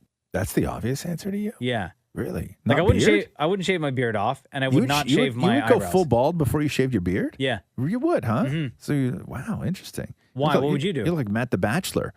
I read about why he has a beard. Why? Because there was somebody in Los Angeles that does man grooming. And during the pandemic, people are very attached to the people who do their grooming for them. Right. And if that person is not open and available, they won't do it themselves. So his beard grew the way it is because the person that he had to do his beard was Why unavailable. didn't you say barber? Well, sometimes a beard guy's different. I'll tell you right now, that's a goddamn lie. That's what was read. No, because he trims his mustache. Interesting. Yeah. So he did that, and he did that himself. Yeah, and also he went years without having a beard. So the beard is a new thing. So how attached to your beard guy could you possibly be? Hey, this is just what I read. Yeah, it's a lie. Lies. Yeah, Lies, and that season, Matt's season of The Bachelor, they only filmed it in the fall, not that long ago, right? Yeah. So he maybe started growing his beard when they wrapped filming in like November, Yeah, something like that, I'm sure. right? Yeah. So 6 months. Yeah. Okay, so what were we talking about? Oh, eyebrows, hair, knees, and toes. Well, I don't have a beard, so right. Would you? Okay, let me say this. Let me just say this. Yes. I would love a beard. Right. I can't get past 2 weeks. Yeah, you can. No, I can't. It's very easy to get past 2 weeks. It's not. It hurts. No, it doesn't hurt. You're fine. You're fine. That can't hurt enough. Yeah. Like how? I think what is you're your pain threshold when when your beard hurts you? I feel inappropriate. What do you mean? What do you mean? Like it gets really greasy and dry, and I feel like I'm neglecting my skin or something, and I just I immediately run Because you put too much junk in Yeah, it. because you're always putting lotions and stuff in it. creams and oils. You're Yeah. junking up your I'm your just beard and the rubbing, skin and I have underneath. beard butter. I'm just anything. Beard butter.